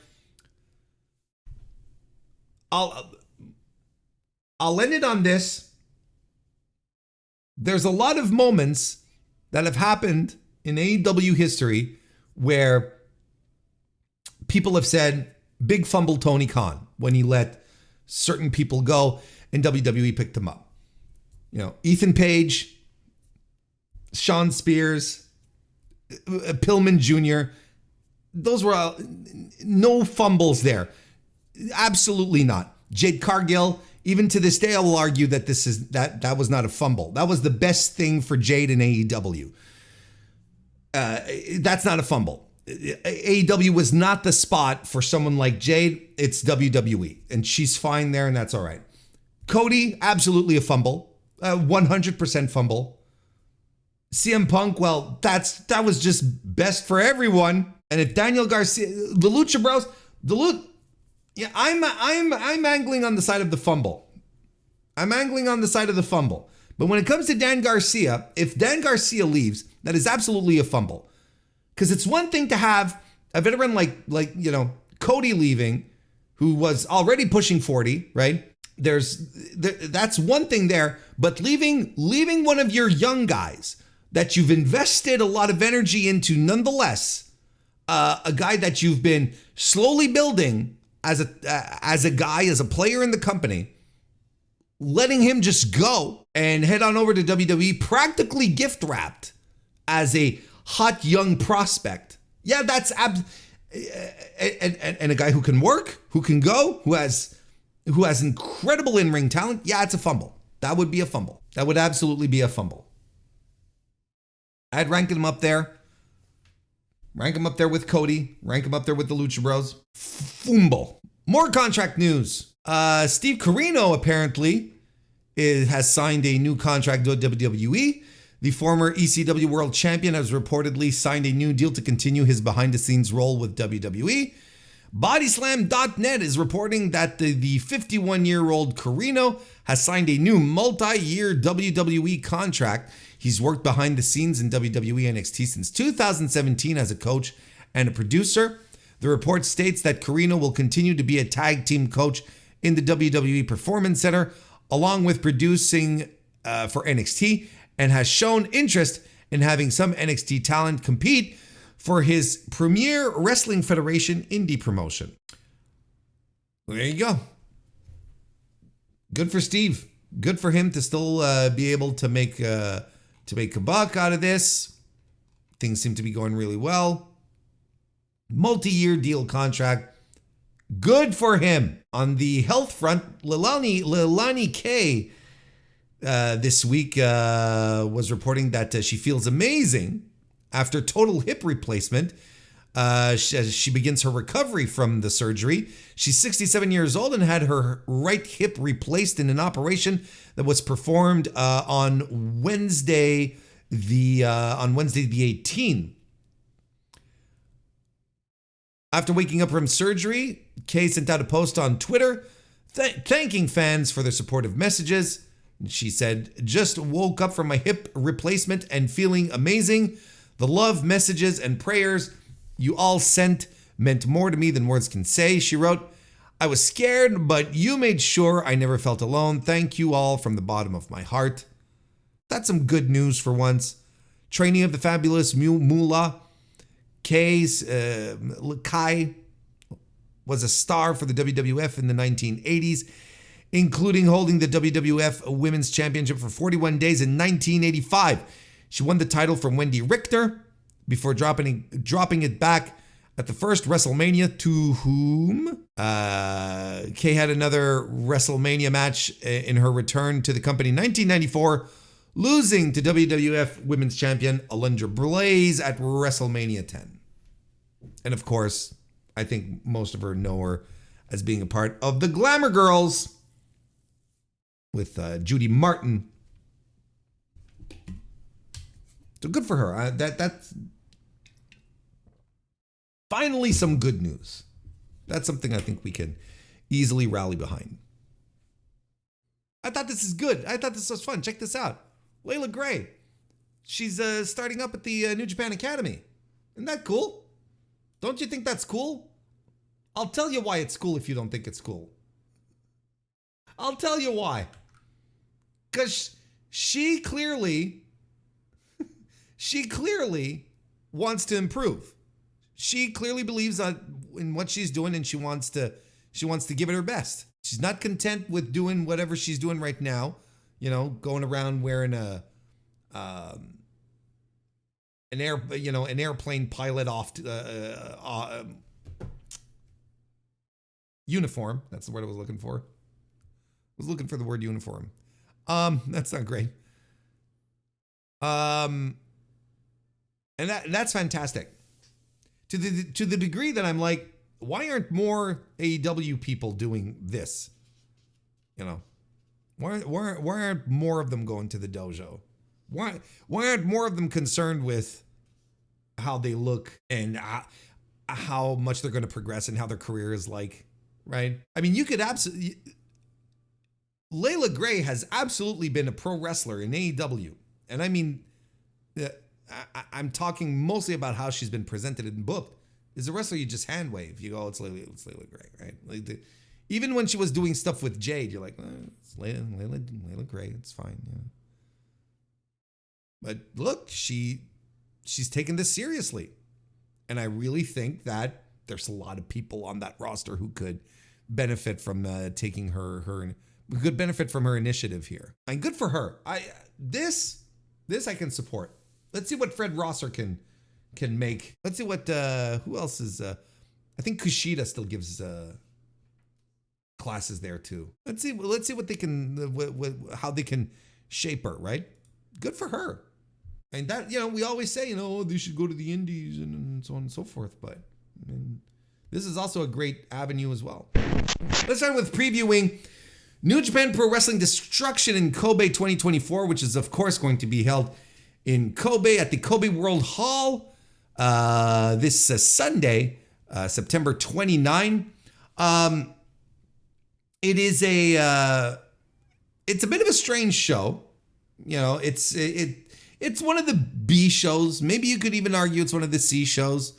It doesn't have much cachet. However, there are things in play that might make this show interesting. There's a couple of matches I'm into as well. I'm not gonna lie, but there's also a bunch of things here that I've seen before. I'm like, oh my god, what are we doing? Like, we should not be doing this. We shouldn't be rehashing a bunch of matches moving forward here. Like, we should literally, with everything that's been happening in the past couple of months, we should be able to have just like tons of new matches and new peoples and new people in new spots. But there's things here nonetheless that I'm really excited to watch. There is some freshness, but there's a lot of stuff here that you're like, well, okay. And a lot of things that we know are placeholder events. Well, look, let's just get to it. Let's start from the top of the card and go all the way to the bottom. How about that? IWGP World Heavyweight Championship is going to be on the line for this one. Tetsuya Naito will be defending against the Great Okan. And this is one of these placeholder matches that I'm talking about. Like, there's no reason for Great Okan to win the championship here, right? Like, that's not going to happen. If you've watched any form of Gedo's booking in any way, shape, or form over the past couple of years, you know that on these shows heading into Wrestle Kingdom, the champion usually gets a couple of defenses in, but they're against soft opponents. When I mean soft, I mean contenders that don't come across as high-level contenders. That's what I mean. And this is what Great Okan is. He's essentially cashing in an opportunity. Cashing in is the wrong term because it could be misconstrued for something else. But he earned a shot at the title. That's better. After pinning Tetsuya Naito during the G1. So he's redeeming his championship shot here. Despite this being a very predictable outcome, and I'm sure there's podcasts and New Japan weirdos and Shin Nihon freaks out there who will make a compelling case for Great Okan. I would love Gedo to get completely unhinged and unpredictable. I think it would be so exciting, but I don't see, there's no signs that he's about to go down that route. So I think it's good. I think the wildest thing he's doing right now, wild for him, of course, is having the G1 winner challenge for the title, the world title, before Wrestle Kingdom. And I think that's wild enough for him. I think that's as wild as he's going to get, folks.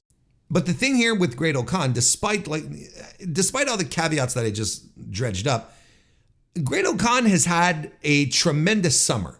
Like, his summer was absolutely spectacular.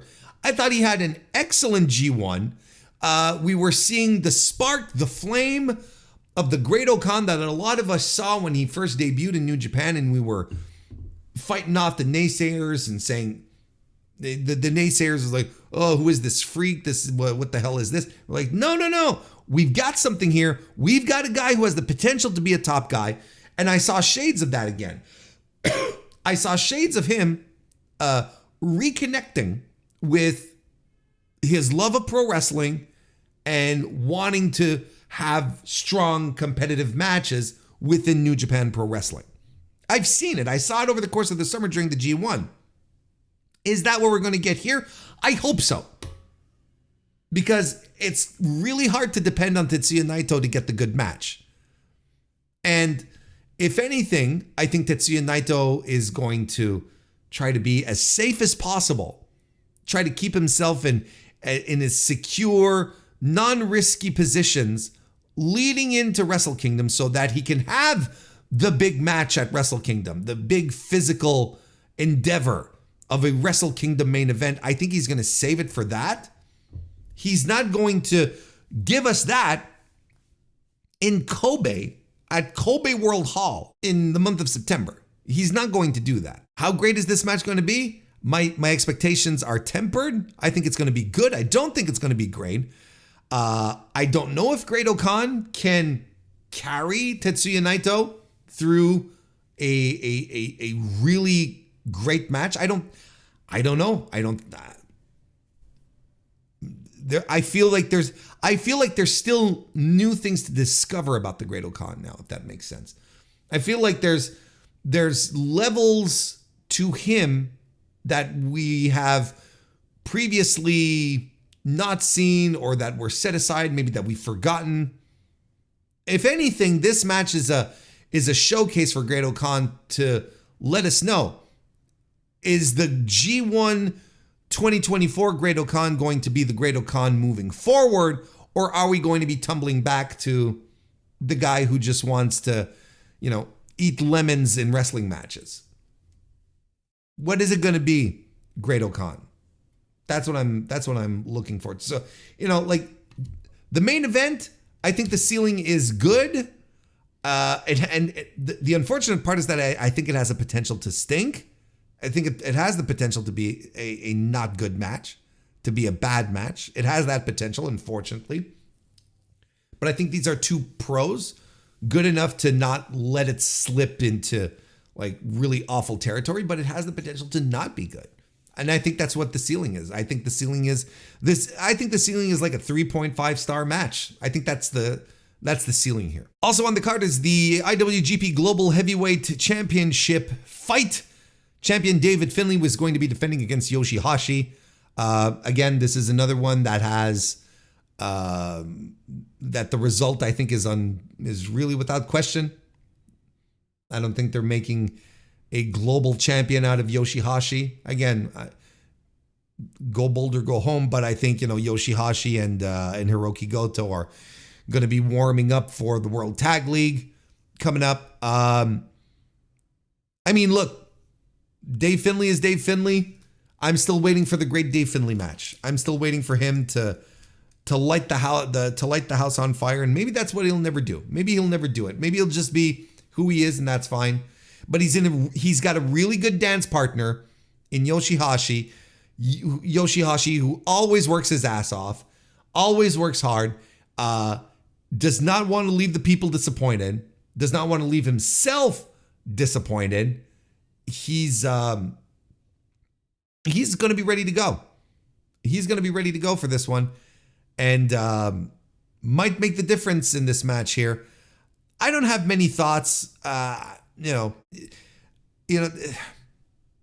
Finlay's G1 was good. I think he had a good G1. It wasn't anything close to bad. But again, this is a guy who, just is not a consistently great worker.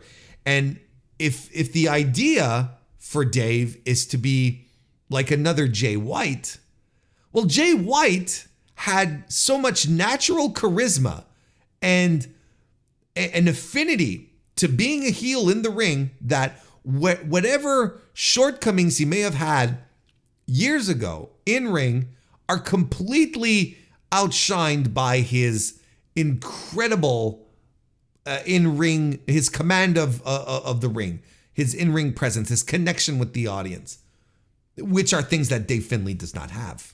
Let's be Let's be honest with each other here. So, I feel bad for Dave Finlay because I feel he was on the bum end of the stick in January when he comes off of Wrestle Kingdom. He's defeated Jon Moxley and Will Ospreay, right? In the Tokyo Dome.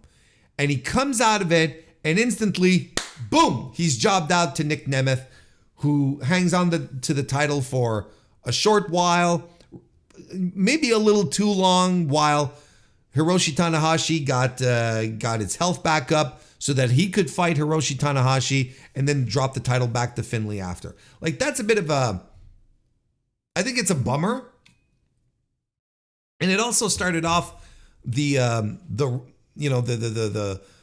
trajectory, the legacy of the Global Championship on a very weird note. Don't forget, like, this was a brand new title that was fought for in Tokyo, and then you come out of that, and then the first night's defense, boom, the guy who wins it against two of the best in the world. I always kind of felt bad for Dave Finlay because I thought he really was on the bum end of the he was on the bum end of the stick here. But I mean, how long am I going to sit here, preview after preview, and say maybe this is the one, maybe this is where Dave Finlay turns it up, maybe this is where everything sort of all the switches flick on, and when is it going to happen? Do I have to keep going down this road over and over again? I don't know, maybe. How long am I going to do this? There's a lot of people who've given up on him. I can't say like I'm all in, but I'm definitely not as severe as other folks. Hinare will be defending the Never Openweight Championship against Shingo Takagi. Now listen, do not get me wrong. Okay? I love me some Hinare, right? I think he's tremendous, but holy smokes, how many times are we going to see Hinare versus Shingo Takagi this year? Two guys that I really like. Probably like Shingo a little more. But it's like, how many times are we going to see these dudes fight each other? Is this like the fourth match they've had this year? I think, right? And I mean, they're going to be hard-hitting affairs. That's for sure. I see two matches versus Shingo. Maybe it's just the third. It feels like there's been four. Maybe I'm missing one. And they had a match last year. But hey, and this will probably be one of the best matches on the card. Their ceiling here is very high. The ceiling here is very, very high. So it has the potential to be one of the best matches on the card. So am I complaining with my stomach full? Yes. But if we just keep serving this over and over and over again, like at some point, diminishing returns, right? They're 2/3 of the way to Andrade Carmelo. Like, if only it was booked like that, that'd be great, right? Something that you can follow. You keep your little scoreboard at home. Look, what more can you say? These guys are tremendous brawlers. They just like to beat the piss out of people, both of them, and they like to have the piss beat out of them at the same time. So, sure, let's go. Hinare had a tremendous match with Shingo Takagi, with Hiromu Takahashi just a couple of weeks ago. And he's on a roll, establishing the Never title, bringing it back to the hard-hitting roots, where it's like, it's all about like pummeling people, fighting spirit, all that good stuff. The question is, does Hinare hold on to the title? And I think this one is a little more of a toss-up. This could go either way. Because let's say I take a look at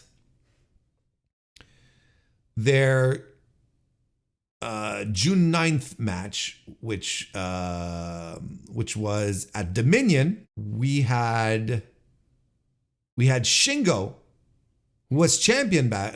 Oh well, they went to the double. They went to the double knockout on that one, right? That was tremendous. And Shingo was champion at that moment, and that was on the 9th. And then they had a rematch on the 16th, which was at New Japan Seoul. And that's where Henare won the title off of Shingo in another really great match. I think if I remember correctly, I hooted and hollered for the double countout. I thought that match was tremendous. Like that was really, really amazing. And I think I liked that one a little better. I could be mistaken. I'd have to go back and watch the tape. I honestly could be mistaken.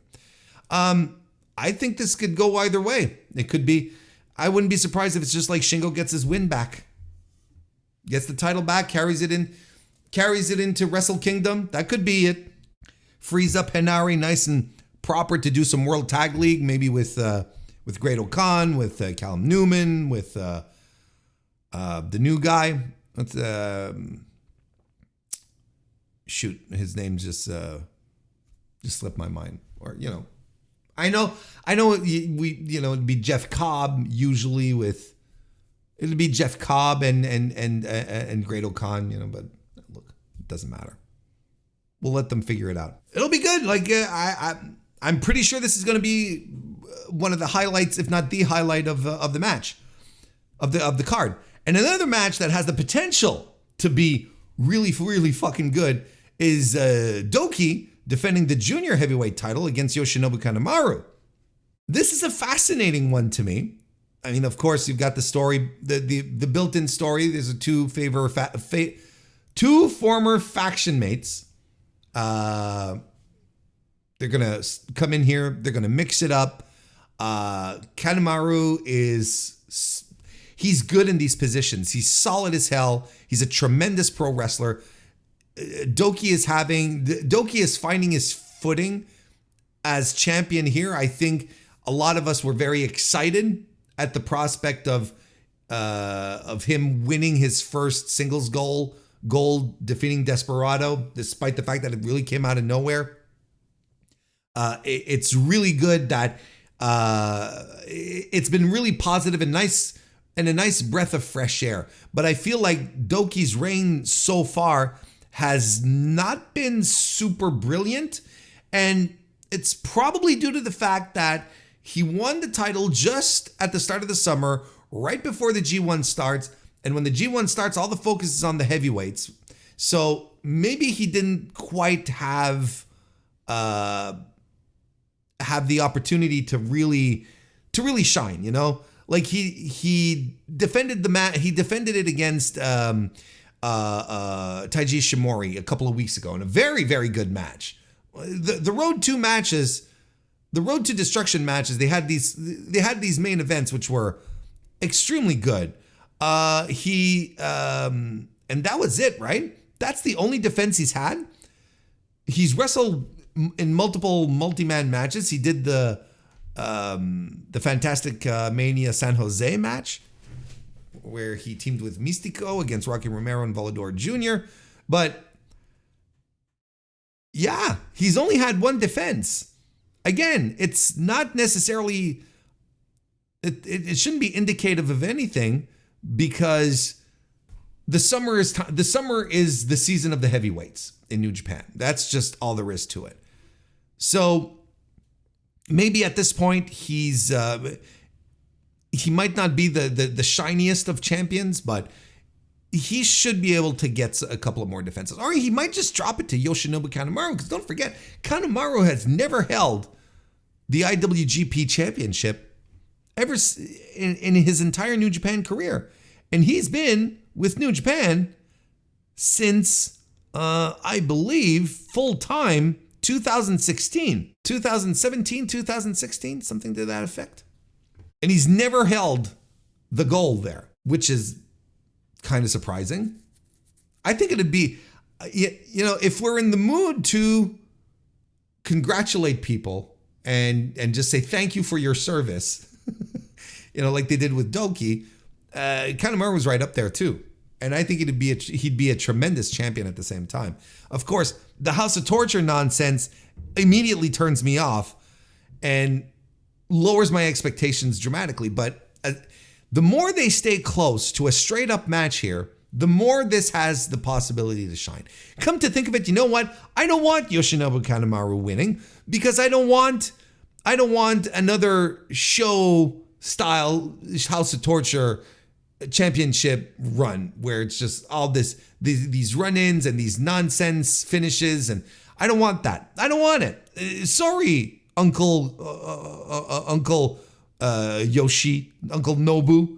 None of that. I don't want that. Have Doki hang on to it some more. Hiroshi Tanahashi, Oleg Boltin, and Toru Yano will be putting up their never open-weight 6-man tag team titles against Evil Show and Yujiro Takahashi.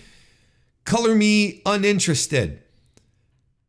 TMDK, that is Zack Sabre Jr., Kosei Fujita, and a mystery partner, a new upcoming member of TMDK, will be taking on the Just Five Guys trio of Sanada, Taichi, and Taka Michinoku. So of course, who's going to be this next new guy to join TMDK? A lot of people have been speculating that it might be Oiwa. I don't know if he's done with Noah yet. I think he has had it, right? Yeah, his final match was on the 14th, actually. So Oiwa, Ryohei Oiwa, that's a mouthful but we'll get used to it because the guy's going to be a superstar. You got to get used to pronouncing these names. So Oiwa is done in Noah on the 14th. Would he be a good fit for TMDK? Why not? I think it'd be a nice surprise to have him back. I think New Japan could use him right now, quite frankly. So we'll see. Hiroki Goto will be taking on Gabe Kidd in a non-title match. Of course, the title being the Strong Openweight Championship. This match I'm very much looking forward to. Hiroki Goto has reignited something in people's interest. Like he had a tremendous G1, especially like the final third of his G1 was just out of this world. And he's stepping in the ring with Gabe Kidd, who is another standout. Like these are two guys who stand out, who are just remarkable in their own ways. So you're slapping this down on the undercard.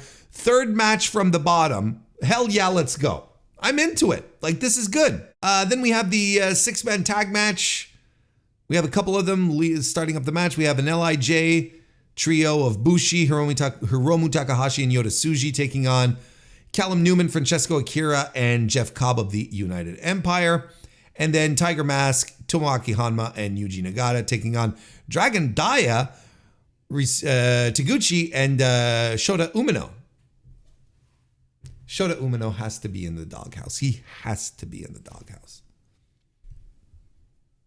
There's no explanation. There's no reasonable explanation for me to make sense as to why he's hanging out. He's been hanging out on the low end of the low end of the lower card, week after week. Someone's teaching him a lesson. There's something happened. That's all there is to it. And if I were him, a guy like Oiwa coming back, Oiwa is going to save this promotion, brother. If I'm Shota Umino, I'm shaking in my boots. I'm trying to book John Moxley to come back so I can get some more of that sweet Death Rider rub. You know what I'm saying? I look. There's something that happened. It's unfathomable to me that Shota, who is positioned as a top guy, or that they're positioning as a top guy, I should say, who has a future in this company, there's no reason that he should be so far down on this poll week after week. Makes no sense. Makes no sense to me. Anyway, there you have it. New Japan Destruction in Kobe happening this weekend. I think after breaking it down nice and proper with all of you, I think my initial instinct is correct. There's a lot of on the business end of the show. There's matches that the outcomes are very predictable, and that I don't expect to necessarily over deliver. My expectations are set fairly low, but at the same time, there's stuff on this card that I'm very excited to see. Some things that are very intriguing, but I don't know. On paper, doesn't look like it's going to blow me away. I don't think it's going to be a terrible show. It won't be a terrible show if the matches that are supposed to deliver. That's my final assessment. And on that note, we are going to wrap up the podcast this week. Thank you, everyone, for sticking to the very end and joining me this week. Of course, I will be back on Thursday with the Dynamite review, which is an eternal constant here on the channel. So on Thursday, back with the Dynamite review. And I'll probably be streaming a couple of more times this week. So if you do want to joining on the live streams, make sure that you subscribe to the YouTube channel. That way you won't miss a single thing. You'll be able to come into the chat and hang out, and we have a really good time now. It's a very different experience than in the past. I'm very excited to share more and more moments with you all, the audience. If you can make it, that'd be great. If not, well, don't worry. You're getting all the good bits. You're getting all the good bits in the podcast nonetheless. So there we go. We're done here. We're wrapping it up. Thank you again. Go watch some Randy Orton and get back to me. We'll see you next time.